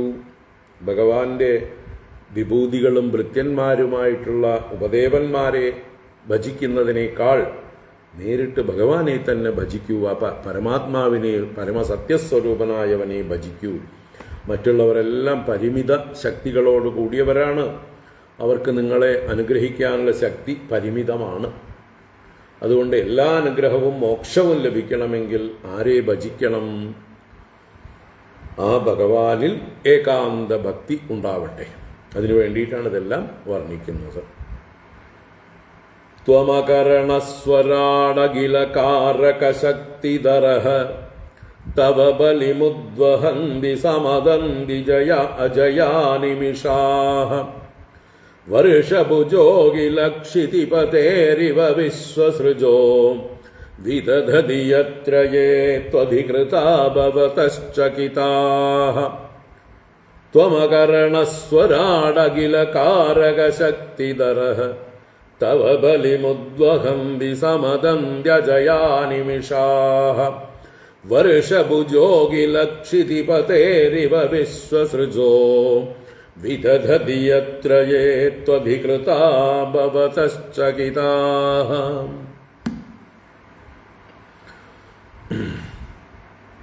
ഭഗവാനെ വർണ്ണിക്കുന്നു. ത്വം അകരണഃ, സ്വരാട്, അഖില കാരകശക്തിധരഃ. ഭഗവാനെ വർണ്ണിക്കുന്നതാണ് ഇതെല്ലാം. ത്വം, അങ്ങ് എങ്ങനെയുള്ളവനാണ്? അകരണഃ. അകരണഃ എന്ന് പറഞ്ഞാൽ കരണങ്ങളില്ലാത്തവൻ. ബാക്കി ഈ ലോകത്തുള്ള എല്ലാവർക്കും എന്ത് വേണം? പ്രവർത്തിക്കാനായിക്കൊണ്ട് കരണങ്ങൾ വേണം. കണ്ണുണ്ടെങ്കിലേ മറ്റുള്ളവർക്കൊക്കെ കാണാൻ കഴിയുള്ളൂ, കാതുണ്ടെങ്കിലേ കേൾക്കാൻ കഴിയുള്ളൂ. അതുപോലെ ഓരോ ഇന്ദ്രിയങ്ങളും കയ്യും കാലും ഒക്കെ ഉണ്ടെങ്കിലേ അതാത് ഇന്ദ്രിയങ്ങളുടെ പ്രവൃത്തി ചെയ്യാൻ മറ്റുള്ളവർക്കൊക്കെ സാധിക്കുള്ളൂ. അതുപോലെ പരിമിതിയുള്ളവനാണോ ഭഗവാൻ? അതൊരു പരിമിതിയാണ്, അംഗമാണ്, അവയവമാണ്. അതിനെന്തെങ്കിലും ഒരു വൈകല്യം വന്നാൽ ഹാൻഡിക്യാപ്ഡായി, ഡിസേബിൾഡായി. ഈ അവയവങ്ങളില്ലാത്തവന് ഒരിക്കലും ഒരു ഹാൻഡിക്യാപ്പും വരുന്നില്ല, അവൻ ഒരിക്കലും ഡിസേബിൾഡ് ആവുന്നില്ല.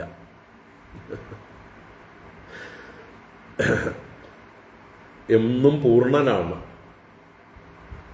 നിരവയവത്വാത് പൂർണ്ണഃ. അപ്പോൾ ഭഗവാൻ അകരണഃ എന്ന് പറയുന്നതോടെ നിരവയവഃ, അവയവരഹിതഃ. പക്ഷേ എന്തിനെങ്കിലും കുറവുണ്ടോ? അദ്ദേഹത്തിന് എന്തെങ്കിലും ചെയ്യാൻ കഴിവില്ലായ്മയുണ്ടോ? അവൻ കണ്ണില്ലാതെ കാണുന്നവനാണ്, കാതില്ലാതെ കേൾക്കുന്നവനാണ്, നാവില്ലാതെ രുചിക്കുന്നവനാണ്, ത്വക്കില്ലാതെ സ്പർശിക്കുന്നവനാണ്, ഘ്രാണേന്ദ്രിയമില്ലാതെ ഘ്രാണിക്കുന്നവനാണ്, കൈയില്ലാതെ എടുക്കുകയും കൊടുക്കുകയും ചെയ്യുന്നവനാണ്, കാലില്ലാതെ സഞ്ചരിക്കുന്നവനാണ്, പ്രത്യുൽപാദനേന്ദ്രിയമില്ലാതെ അവൻ പ്രൊഡക്ഷൻ നടത്തുന്നവനാണ്. എല്ലാ ഇന്ദ്രിയങ്ങളും ഇല്ലെങ്കിലും അവൻ ചെയ്യേണ്ട പ്രവൃത്തിയൊക്കെ ചെയ്യാൻ ശക്തനാണ്. ഒരു പരിമിതിയും ഇല്ല. അവന് എങ്ങനെയുള്ള പ്രവൃത്തിയും ചെയ്യാൻ കഴിയും. കൈയില്ലാത്തതുകൊണ്ട് കയ്യിൻ്റെ പ്രവൃത്തികൾ പരിമിതമായ കൈകളുടെ പ്രവൃത്തി പോലെ ആയിരിക്കില്ല. എല്ലായിടത്തും കൈകളെത്തും അല്ലേ? സഹസ്രശീർഷാ പുരുഷ സഹസ്രാക്ഷ സഹസ്രപാദ്. സഭൂമിം വിശ്വതോ വൃത്വ അത്യതിഷ്ഠദശാങ്കുലം. അവൻ ഈ ഭൂമിയെ എല്ലായിടത്തും സർവതോ വൃത്വ, വിശ്വതോ വൃത്വ, എല്ലായിടത്തും നിറഞ്ഞ് ആവരണം ചെയ്ത് അതിനെ അതിക്രമിച്ച് നിൽക്കുകയാണ് അവൻ്റെ മഹിമ. ഏതാവാനസ്യ മഹിമ അതോ ജായാംശ്ച പൂരുഷ. അപ്പം അവന് എവിടെയും കയ്യെത്തും, എവിടെയും കാലത്തും, എവിടെയും കണ്ണെത്തും, എവിടെയും ചെവിയെത്തും. ഇത് ഉപനിഷത്ത് പദങ്ങളുണ്ട്. കൈയില്ലാതെ കാണുന്നു. അപാണിപാദോ ജവനോ ഗ്രഹീതഃ പശ്യത്യചക്ഷുഃ സശൃണോത്യകർണഃ സവേത്തി വേദ്യം ന ച തസ്യ വേത്ത തമാഹുരഗ്ര്യം പുരുഷം പുരാണം. ഇങ്ങനെയൊക്കെ ഉപനിഷത്തുക്കളിൽ വേദങ്ങളിൽ പറഞ്ഞിട്ടുണ്ട്. അപാണിപാദഃ, അവന് പാണിയും പാദമൊന്നുമില്ല, കയ്യും കാലമൊന്നുമില്ല. എന്നാൽ ജവനഃ, വളരെ വേഗതയുള്ളവനാണ്. ഗ്രഹീതഃ, ഏത് കാര്യത്തെയും സ്വീകരിക്കാനും കഴിവുള്ളവനാണ്. സാധാരണ നമുക്കൊക്കെ കൈയുണ്ടെങ്കിലേ ഗ്രഹിക്കാൻ പറ്റുള്ളൂ, കാലുണ്ടെങ്കിലേ വേഗത ഉണ്ടാവുള്ളൂ, അല്ലേ? കയ്യും കാലും ഇല്ലാതെയും വേഗതയിൽ പോവുകയും എല്ലാം ഗ്രഹിക്കുകയും ചെയ്യുന്നവനാണ്. അപാണിപാദോ ജവനോ ഗ്രഹീതഃ പശ്യത്യചക്ഷുഃ, അചക്ഷുഃ പശ്യതി, കണ്ണില്ലാതെ കാണുന്നു. സഹസ്രണോതി അകർണഃ, കർണമില്ലാതെ അവൻ ശൃണോതി കേൾക്കുന്നു. സവേത്തി വേദ്യം, അവൻ അറിയേണ്ടതെല്ലാം അറിയുന്നു.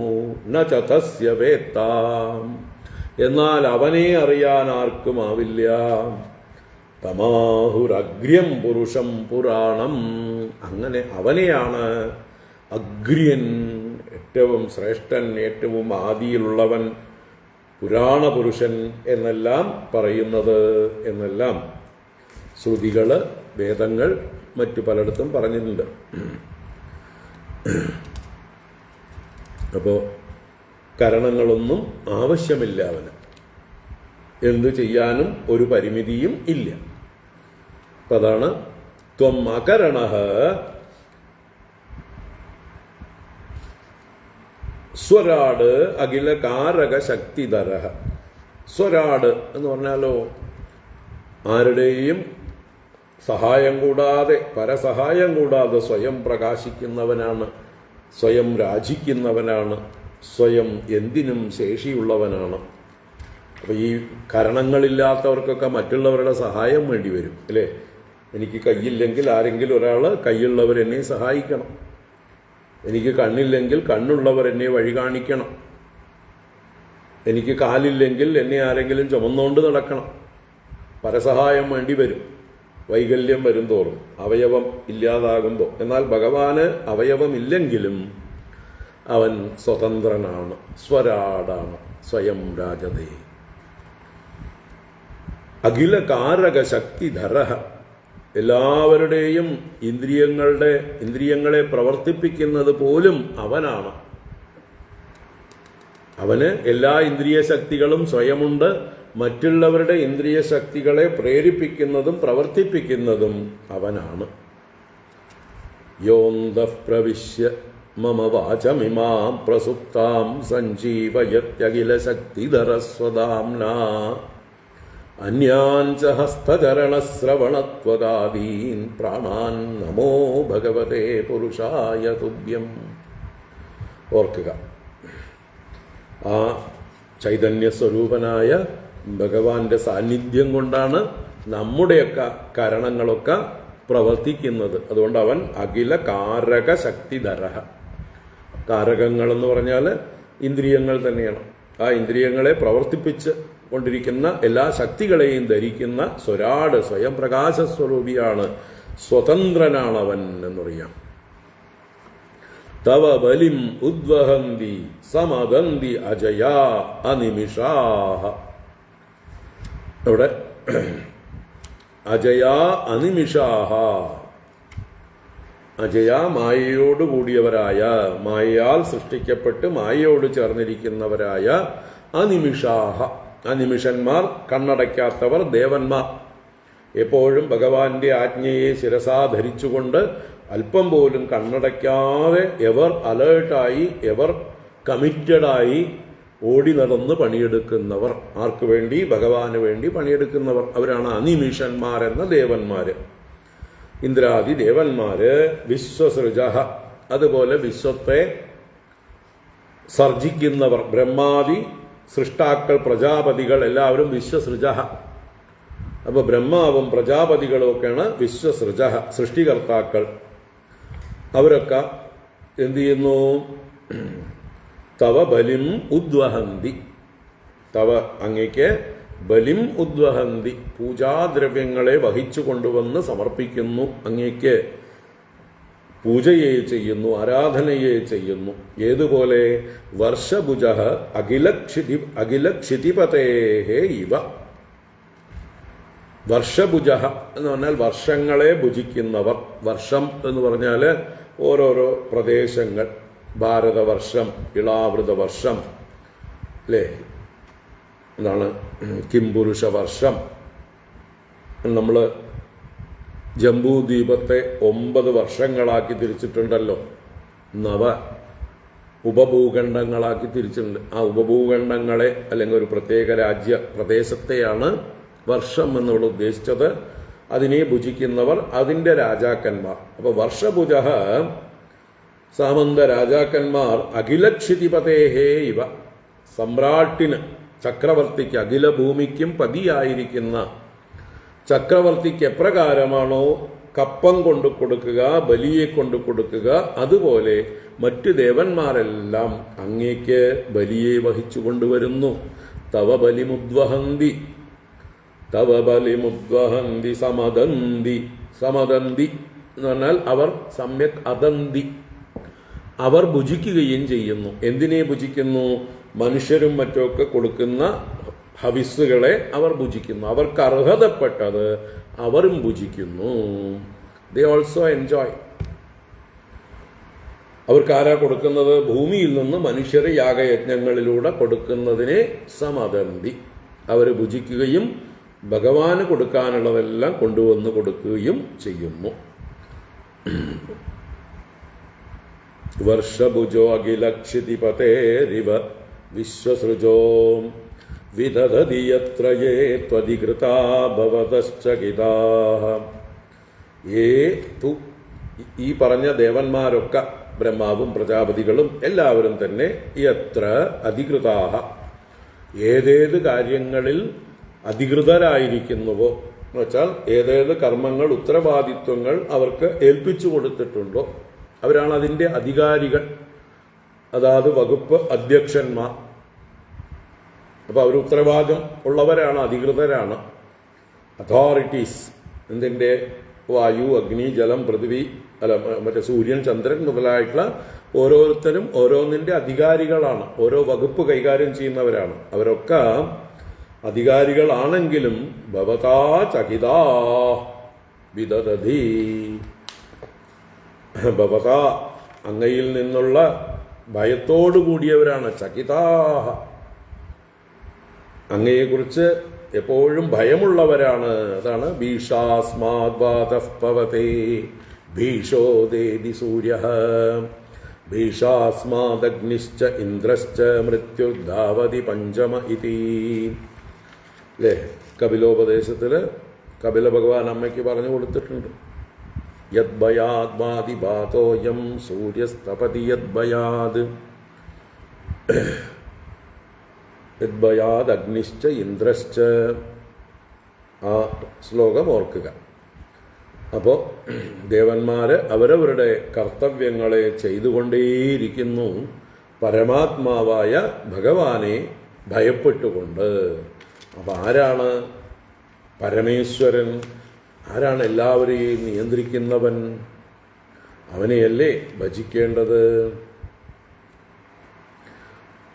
അപ്പോൾ ഇന്ദ്രിയങ്ങളൊന്നും ഇല്ലെങ്കിലും എല്ലാ ഇന്ദ്രിയ ശക്തികളോട് കൂടിയവനും മറ്റുള്ളവർക്കെല്ലാം അതാത് ഇന്ദ്രിയ ശക്തികളെ പ്രവർത്തിപ്പിക്കുന്നവനും സർവജ്ഞനും സർവകർമ്മങ്ങളുടെ കർത്താവും എല്ലാവരാലും സേവ്യനുമാണ് ഭഗവാൻ. അങ്ങനെയുള്ള ഭഗവാനെ ഞാനും സേവിക്കുന്നു.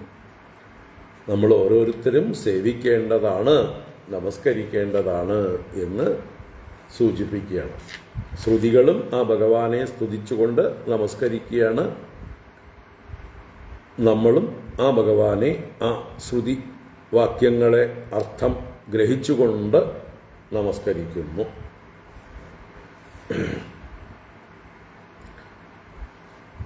ഭഗവാന്റെ സർവൈശ്വര്യഭാവം, പരമാത്മാവാണ് എല്ലാറ്റിനും അതീതമായിരിക്കുന്നത്, എല്ലാറ്റിനെയും നിയന്ത്രിക്കുന്നത് എന്ന് പറഞ്ഞു. 29ാം ശ്ലോകത്തിൽ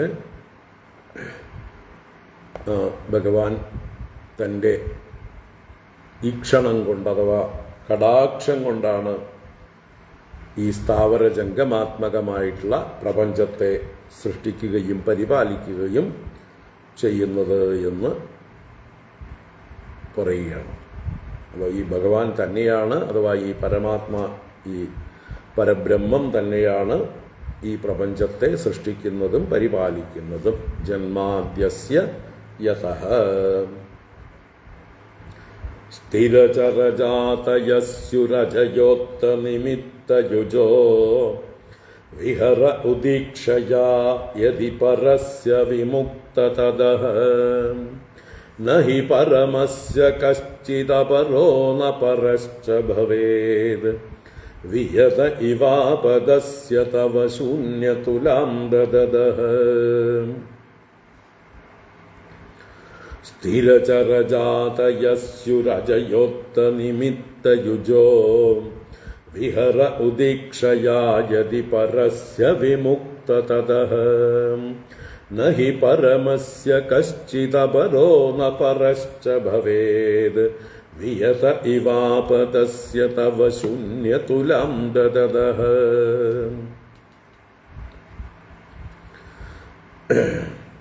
അപ്പോൾ ഭഗവാൻ സ്വയം മുക്തനാണ് എന്ന് സംബോധനയിലൂടെ വിമുക്ത എന്ന് 2ാമത്തെ വരിയിൽ സംബോധന ചെയ്യുന്നു. അങ്ങ് ഈ സൃഷ്ടിസ്ഥിതി സംഹാരാദി കർമ്മങ്ങളൊക്കെ ചെയ്യുമ്പോഴും അവയാലൊന്നും ഒരിക്കലും ബാധിക്കപ്പെടുന്നില്ല, ബന്ധിക്കപ്പെടുന്നില്ല. അങ്ങ് സ്വതന്ത്രനായിട്ടാണ് ഇതൊക്കെ ചെയ്യുന്നത്. ആരുടെയും ചാട്ടവാറടിയെ ഭയന്നിട്ടല്ല. മറ്റുള്ളവരൊക്കെ എങ്ങനെയാണ്? പുറകിൽ തിരിഞ്ഞ് നോക്കിയിട്ടാണ് ഓടിക്കൊണ്ട് ഓരോ പണികൾ എടുത്തുകൊണ്ടിരിക്കുന്നത്. ഈ ഭഗവാനാകട്ടെ സ്വയം വിമുക്ത. അതുകൊണ്ട് വിമുക്ത എന്ന് സംബോധന. അല്ലയോ പൂർണ്ണ സ്വതന്ത്രനായ നിത്യമുക്തനായ ഭഗവാനെ, അങ്ങേക്ക് മുകളിൽ ഒരു ഈശ്വരനില്ലല്ലോ, അങ്ങ് അനീശ്വരനാകുന്നു.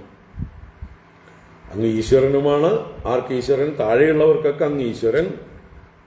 അനീശ്വരനുമാണ്. അനീശ്വരൻ എന്ന് പറഞ്ഞാൽ അങ്ങയുടെ മുകളിൽ അങ്ങയെ ഈശിക്കാൻ ഒരാള് ഇല്ല. ഈശിക്കാൻ ആളില്ലാത്തവനാണ് അനീശ്വരൻ. അപ്പൊ ഹേ വിമുക്ത അജയ തതഃ പരസ്യ വിഹരഃ യദി ഉദീക്ഷയാ ഉത്തനിമിത്തയുജഃ സ്ഥിരചരജാതയഃ സ്യുഃ. സ്ഥിരചരജാതയഃ സ്യുഃ. സ്ഥിരവും ചരവുമായ ജാതികൾ എന്ന് പറഞ്ഞാലോ സ്ഥാവര ജംഗമങ്ങളായ ജന്മങ്ങൾ അല്ലെങ്കിൽ സൃഷ്ടികൾ സ്യുഃ ഭവിക്കും. എപ്പോൾ?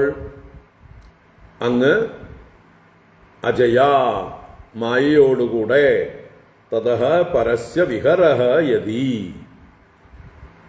ആ മായയ്ക്കും അതീതനായ, തതഃ പരസ്യ എന്ന് പറയുമ്പോൾ മായയിൽ നിന്ന് അതീതനായ സ്വതന്ത്രനായ അങ്ങയ്ക്ക് വിഹരഃ യദി, വിഹരഃ എന്ന് പറഞ്ഞാൽ വിഹാരം ചെയ്യണമെന്ന ആഗ്രഹമുണ്ടാകുമ്പോൾ, ഒന്ന് കളിക്കണം എന്ന് തോന്നിയാൽ, ലീലയ്ക്ക് തോന്നിയാൽ, അല്ലെ, ഒന്ന് ലീല ചെയ്യാനായിക്കൊണ്ട് തോന്നിയാൽ, ഉദീക്ഷയാ, ഉദീക്ഷ എന്ന് പറഞ്ഞാൽ ഒന്നിങ്ങനെ നോക്കിയാൽ മതി. കണ്ണ് ഒന്ന് പൊക്കിയിട്ട് ഒന്ന് ഈക്ഷിക്കുക. കൺമിഴികൾ ഒന്ന് തുറക്കലാണ് ഉദ്. കൺമിഴികൾ തുറന്ന് ഒന്ന് നോക്കിയാൽ, ഈക്ഷിച്ചാൽ, ഉദീക്ഷയാ ഉത്തനിമിത്തയുജഃ. ഉത്തം എന്ന് പറഞ്ഞാൽ ഉത്ഥാനം ചെയ്യുന്നത്, ഉയർന്നു വരുന്നത്, ഉത്ഭവിക്കുന്നത് എന്നർത്ഥം. ഉത്ഭവിക്കുന്ന നിമിത്തങ്ങളോട് യോജിച്ചവനായിട്ട്, അല്ലെങ്കിൽ യോജിച്ചവരായിട്ട്, നിമിത്തം എന്ന് പറഞ്ഞാൽ നിമിത്ത കാരണങ്ങൾ. എന്താ നിമിത്ത കാരണങ്ങൾ? അഥവാ അതിന് കാരണമായിട്ടുള്ള കാര്യങ്ങൾ, അവിടെ ഉപാദാന കാരണവും അടങ്ങി. സൃഷ്ടിക്ക് ആവശ്യമായ മെറ്റീരിയൽസ് എന്നർത്ഥം. 24 തത്വങ്ങളെ സൂചിപ്പിക്കുന്നതാണ് ഇവിടെ ഉത്തനിമിത്തയുജ. സൃഷ്ടി ചെയ്യണമെങ്കിൽ റോ മെറ്റീരിയൽസ് വേണം. ആ റോ മെറ്റീരിയൽസൊക്കെ ഭഗവാനിൽ നിന്ന് തന്നെ ഉത്ഭവിച്ചു വരും. ഭഗവാൻ ഒന്ന് സൃഷ്ടിക്കണം എന്ന് സങ്കല്പിച്ച് കണ്ണൊന്ന് നോക്കിയാൽ മതി, ഒരു കടാക്ഷം അല്ലേ. സോകാമയത ബഹുസ്യാം പ്രജായേയ ഇതി അല്ലേ. അവൻ സങ്കല്പിച്ചു ഞാൻ പലതായി ജനിക്കട്ടെ, പലതായി തീരട്ടെ എന്ന്. ആ കാമന തന്നെയാണ് അദ്ദേഹത്തിന്റെ ഈക്ഷ. അത് തന്നെ മറ്റൊരു ഭാഗത്ത് തദൈക്ഷത ഏകോഹം ബഹുസ്യാം തദൈക്ഷത. ചാന്തോക്യോപനിഷത്തിൽ പറയും അത് ഈക്ഷിച്ചു. സദേവ സൗമ്യ ഇതമഗ്ര ആസീത് ഏകമേവ അദ്വിതീയം ബ്രഹ്മ. മുമ്പേ ആ ഏകവും അദ്വിതീയവുമായ ആ സത്തായ ബ്രഹ്മം മാത്രമാണ് ഉണ്ടായിരുന്നത്. പിന്നീട് തദൈക്ഷത, അത് ഈക്ഷിച്ചു. ഏകോഹം ബഹുസ്യാം, ഏകനായ ഞാൻ പലതായി തീരട്ടെ എന്ന് ഈക്ഷിച്ചു, ഒന്ന് ദർശിച്ചു, ഒന്ന് സങ്കൽപ്പിച്ചു. അതോടുകൂടിയിട്ടാണ് ആ സത്തിൽ നിന്ന് ഈ കാണുന്നതെല്ലാം ഉത്ഭവിച്ചു വന്നത് എന്ന് പറയും. അപ്പോൾ അതാണ് ഇവിടെ ഉത്തനിമിത്തയുജ സ്ഥിരചരജാതയ സ്യുഹു. ആ നിമിത്തങ്ങളോടുകൂടി ആ സ്ഥിരവും ചരവുമായ അഥവാ സ്ഥാവരവും ജംഗമവുമായിട്ടുള്ള ജാതികൾ അഥവാ സൃഷ്ടികൾ അഥവാ ജീവന്മാർ ഭവിക്കുന്നു. സ്യുഹു വിയത ഇവ അപദസ്യ ശൂന്യതുലാം ദതതഃ പരമസ്യ തവ കശ്ചിത് അപരഃ നഹി പരഃ ന ഭവേത്.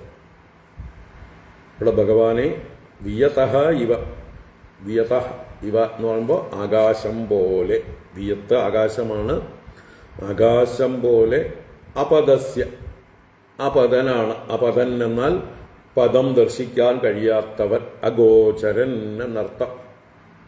അപ്പൊ ആകാശം പോലെ അഗോചരനായിരിക്കുന്ന ശൂന്യതുലാം ദതതഃ, ശൂന്യത്തോട് തുല്യതയെ ധരിക്കുന്ന എന്ന് വെച്ചാൽ സ്ഥൂലദൃഷ്ടികളായിട്ടുള്ള ആളുകൾക്ക് ഈ ഭഗവാനെ കാണാൻ കഴിയില്ല. അതുകൊണ്ട്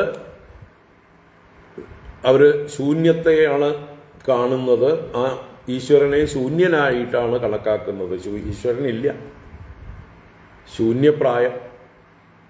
അപ്പോൾ ഇങ്ങനൊരു കാരണമില്ല എന്ന് പറയുന്നവർ ഭഗവാനെ ശൂന്യത്തോട് തുലനം ചെയ്യുന്നു. അതാണ് ശൂന്യതുലാം ദതതഃ വിയതഃ ഇവ അപതസ്യ. വ്യോമവത് വ്യാപ്തനാണവൻ, വ്യോമം പോലെ ഗ്രഹിക്കാൻ കഴിയാത്തവനാണ്, അഗോചരനാണ്, ഇന്നടത്ത് നിൽക്കുന്നു, ഇന്നതാണ് അവന്റെ സ്ഥാനം എന്ന് നിർണയിക്കാൻ സാധ്യമല്ല. അതുകൊണ്ട് തന്നെ ശൂന്യപ്രായ എന്ന് മറ്റുള്ളവർ കരുതും, ഇല്ലാത്തവനാണെന്ന് കരുതും. അങ്ങനെയുള്ള പരമസ്യ തവ, ആ പരമനായിരിക്കുന്ന പരമാത്മാവായ അങ്ങയ്ക്ക് കശ്ചിത് അപരഹ നഹി, ഒരാളും അപരനായിട്ടില്ല.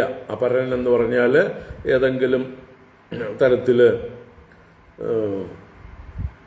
സ്വന്തം എന്ന് കരുതുന്നവൻ, പ്രിയൻ എന്ന് കരുതുന്നവൻ എന്നെടുക്കാം. അതുപോലെ പരഹ ന ഭവേത്, പരനും ഭവിക്കില്ല. അവിടെ പരൻ എന്ന് പറയുമ്പോൾ ശത്രു, ദ്വേഷം ഉള്ളവൻ, അന്യൻ എന്നൊക്കെ അർത്ഥത്തിൽ. അപരൻ എന്നുള്ളത് സ്വന്തക്കാരായിട്ടും തന്നിൽ നിന്ന് അന്യനായിട്ടുള്ള സ്വന്തക്കാരൻ. പരൻ എന്ന് പറയുമ്പോൾ ശത്രു എന്നുള്ള അർത്ഥത്തിലും. അപ്പോൾ രാഗദ്വേഷങ്ങളോടുകൂടി വ്യത്യാസഭാവത്തോടുകൂടി ഈ പരമാത്മാവിന് ആരോടും ഭാവം ഇല്ല. നമേ ദ്വേഷ്യോസ്തി ന പ്രിയ. ഭഗവാന് ആരോടും ദേഷ്യവുമില്ല, പ്രിയവുമില്ല. എല്ലാവരിലും സമഭാവനയാണ്. എന്തുകൊണ്ട്? എല്ലാം തന്നിൽ നിന്ന് ഉണ്ടായതാണ്. എല്ലാവരെയും ഒരുപോലെ വ്യാപിച്ചിരിക്കുന്നവനാണ്. സ്ഥിരചര ജാതികളെല്ലാം അവൻ്റെ ഈക്ഷയിൽ നിന്നുണ്ടായതാണ്. അവൻ്റെ തന്നെ വിഭൂതിയാണ്. അതുകൊണ്ട് തന്നെ ഒന്നിനോടും പ്രത്യേകമായിട്ടുള്ള രാഗദ്വേഷങ്ങളോ മമതയോ ശത്രുതയോ ഇല്ല. എല്ലാവരെയും ഒരുപോലെ സമഭാവത്തിൽ ദർശിക്കുന്നു, അല്ലെങ്കിൽ ആത്മഭാവത്തിൽ ദർശിക്കുന്നവനാണ് ഭഗവാൻ. അപ്പോൾ അങ്ങനെ ഉള്ള ഭഗവാനെയല്ലേ ഭജിക്കേണ്ടത്? ഏതെങ്കിലും പക്ഷപാതം ഉള്ള ആളുകളെ ഭജിച്ചാൽ അവർ ഓരോരുത്തരുടെ പക്ഷം ചേരും. സൗകര്യം പോലെ പക്ഷം ചേരുന്ന ആൾക്കാരാണ് അവർ. അവർക്കൊരു വാല്യൂ ഒന്നുമില്ല. അവർക്ക് എന്തെങ്കിലും തൽക്കാല ബെനിഫിറ്റ് ആരിൽ നിന്ന് കിട്ടുന്നുവോ അവരോട് ഒരു പക്ഷം ചായ്വ്. ഇതാണ് ലോക സ്വഭാവം. നമ്മൾക്ക് എന്തെങ്കിലും ബെനിഫിറ്റ്സ് കിട്ടുമോ എങ്കിൽ അവരുടെ പക്ഷം. മറ്റുള്ളവരുടെ കയ്യിൽ ധാരാളം ധനവും സൗകര്യമൊക്കെ ഉണ്ടായിട്ടും നമുക്കൊന്നും അവർ ചെയ്തു തരുന്നില്ല എന്ന് കാണുമ്പോൾ അവരോട് ശത്രുത. അല്ലേ? അടുത്ത വീട്ടിലൊരു ധനികനുണ്ട്, പക്ഷെ അയാൾ നമുക്ക് ഒരു സഹായവും ചെയ്യുന്നില്ല. നമ്മുടെ കഷ്ടപ്പാടുകളൊക്കെ അയാൾക്ക് അറിയാം, എന്നിട്ടും ഒരു സഹായവും ഇല്ല. അപ്പം അങ്ങനെയുള്ള ആളുകളോട് ഈ പറഞ്ഞ അയൽവാസികൾക്ക് എന്തായിരിക്കും ആറ്റിറ്റ്യൂഡ്? നല്ല സ്നേഹമായിരിക്കും അല്ലേ? പക്ഷേ ഭഗവാനെ സംബന്ധിച്ച്, പരമാത്മാവിനെ സംബന്ധിച്ച് അങ്ങനത്തെ ചെറുതായാലും വലുതായാലും അകലെയുള്ളതാണെങ്കിലും അടുത്തുള്ളതാണെങ്കിലും എന്ന് പറഞ്ഞ പോലെ ആരോടും ഭേദഭാവനയില്ല. എല്ലാവരിലും ഒരേ ഭാവമാണ്. സമോഹം സർവഭൂതേഷു നമേ ദ്വേഷ്യോസ്തി ന പ്രിയ എന്ന് ഗീതയിൽ പറയും. സർവഭൂതേഷു അഹം സമഃ, ഞാൻ എല്ലാവരിലും സമനാണ്. നമേ ദ്വേഷ്യോസ്തി ന പ്രിയ, എനിക്ക് ദ്വേഷമുള്ളവൻ, ശത്രുവായിട്ടൊരാളില്ല, എനിക്ക് പ്രിയനായിട്ടൊരാളില്ല. അപ്പം അത്രയും ന്യൂട്രലാണ്, എല്ലാവരിലും സമഭാവനയാണ് ഭഗവാന്. അതുകൊണ്ട് ധൈര്യമായിട്ട് വിശ്വസിക്കാം. മനസ്സിലായില്ലേ? നിഷ്പക്ഷ നിരീക്ഷകനാണ് അല്ലേ? ശ്രീജിത്ത് പണിക്കരെ വിശ്വസിക്കാം. എന്തുകൊണ്ട്? അദ്ദേഹത്തിന് ഒരു പക്ഷവും ഇല്ലാത്തത് കൊണ്ട്. ബാക്കിയുള്ളവർക്കൊക്കെ പക്ഷമുള്ളവരാണ്. എന്തെങ്കിലും ഒരു ചായ്വ് എവിടേക്കെങ്കിലും ഉണ്ടാവും. വസ്തുനിഷ്ഠമായിട്ട് പറയാൻ ധൈര്യം കാണിക്കില്ല അവർ. കാരണം എന്താ? അവർക്ക് എന്തൊക്കെയോ നഷ്ടമാവും, അല്ലെങ്കിൽ ആരോടെങ്കിലും ശത്രുത ഉണ്ടാവുന്നുള്ള ഭയമുണ്ട്. അയ്യോ, വമ്പന്മാരോട് ശത്രുതയുണ്ടായാൽ അയ്യോ നമുക്ക് ബുദ്ധിമുട്ടാണ്, ഭാവിയിൽ എന്തെല്ലാം പ്രശ്നങ്ങൾ ഉണ്ടാവുമെന്ന് പറയാൻ പറ്റില്ല. അവർക്കൊരിക്കലും നിഷ്പക്ഷനാവാൻ പറ്റില്ല. ഏതെങ്കിലും തരത്തിലുള്ള ഭയം ആരോടെങ്കിലും ഉണ്ടെങ്കിൽ ഒരിക്കലും അവർക്ക് നിഷ്പക്ഷനാവാൻ സാധിക്കില്ല. അപ്പോൾ ഭഗവാനെ സംബന്ധിച്ച് അങ്ങനെ ആരെയും ഭയപ്പെടേണ്ട ആവശ്യമില്ല, ആരെയും ആശ്രയിക്കേണ്ട ആവശ്യമില്ല. പൂർണ്ണ സ്വതന്ത്രനാണ്. അതുകൊണ്ട് തന്നെ എല്ലാവരിലും സമനാണ്. അതുകൊണ്ട് അങ്ങനെയുള്ള ഭഗവാനെയല്ലേ എല്ലാവർക്കും ആശ്രയിക്കാൻ പറ്റുക അല്ലേ? എല്ലാവരും ആശ്രയിക്കണമെങ്കിൽ എല്ലാവരിലും സമഭാവനയുള്ളവരെ ആശ്രയിക്കണം.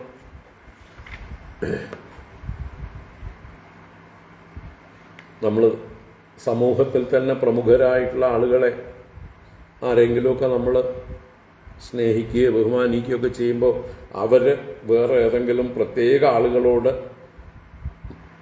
പ്രത്യേക സ്നേഹവും മമതയും ഒക്കെ കാണിച്ചാൽ നമുക്ക് അസൂയയും ഇറിറ്റേഷനും വരും അല്ലേ?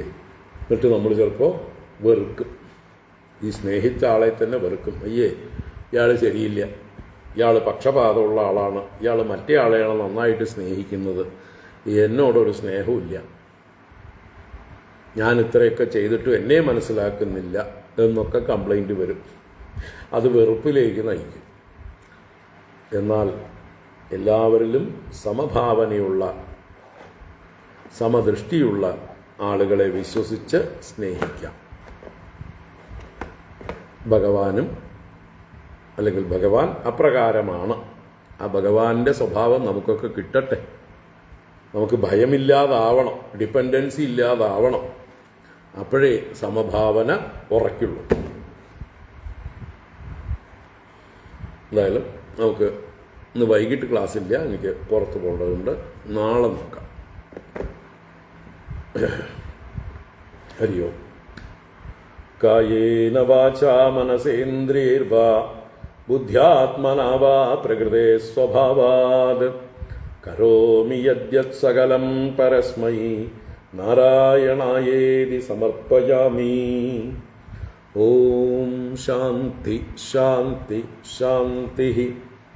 ഹരി ഓം. ശ്രീ ഗുരുഭ്യോ നമഃ. ഹരി ഓം. ഹരി ഓം.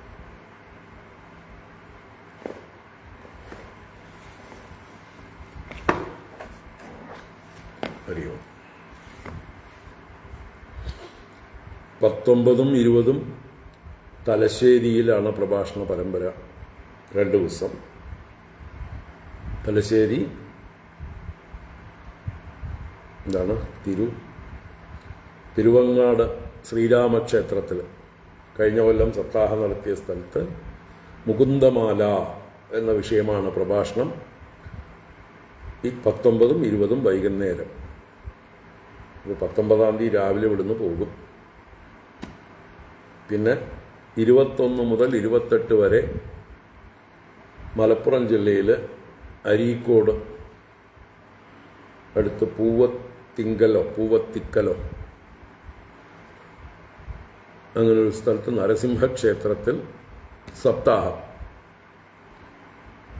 അരീക്കോട് മുക്കം അടുത്താണ് പൂവത്തിക്കൽ നരസിംഹക്ഷേത്രം. സപ്താഹത്തിന് ആ ഭാഗത്തുള്ളവർക്ക് ആർക്കെങ്കിലും വരണമെന്നുണ്ടെങ്കിൽ വരാം. മലപ്പുറം ജില്ല, കോഴിക്കോട് നിന്നും അടുത്താണ്. 28-ാം തീയതി വരെ. 29-ന് കോഴിക്കോട് ചിദാനന്ദപുരി സ്വാമിജിയുടെ ആശ്രമത്തിൽ ഒരു പ്രഭാഷണമുണ്ട്. അവിടുത്തെ ഒരു ക്യാമ്പിൽ അവസാന ദിവസമാണ് ക്യാമ്പിൻ്റെ.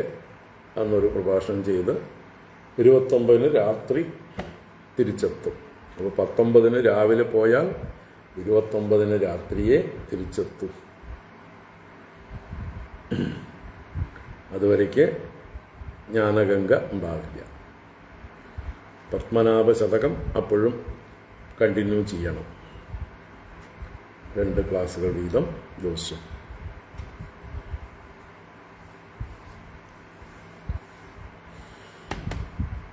ഹരി ഓം. എല്ലാവർക്കും ശുഭദിനം. ഹരി ഓം.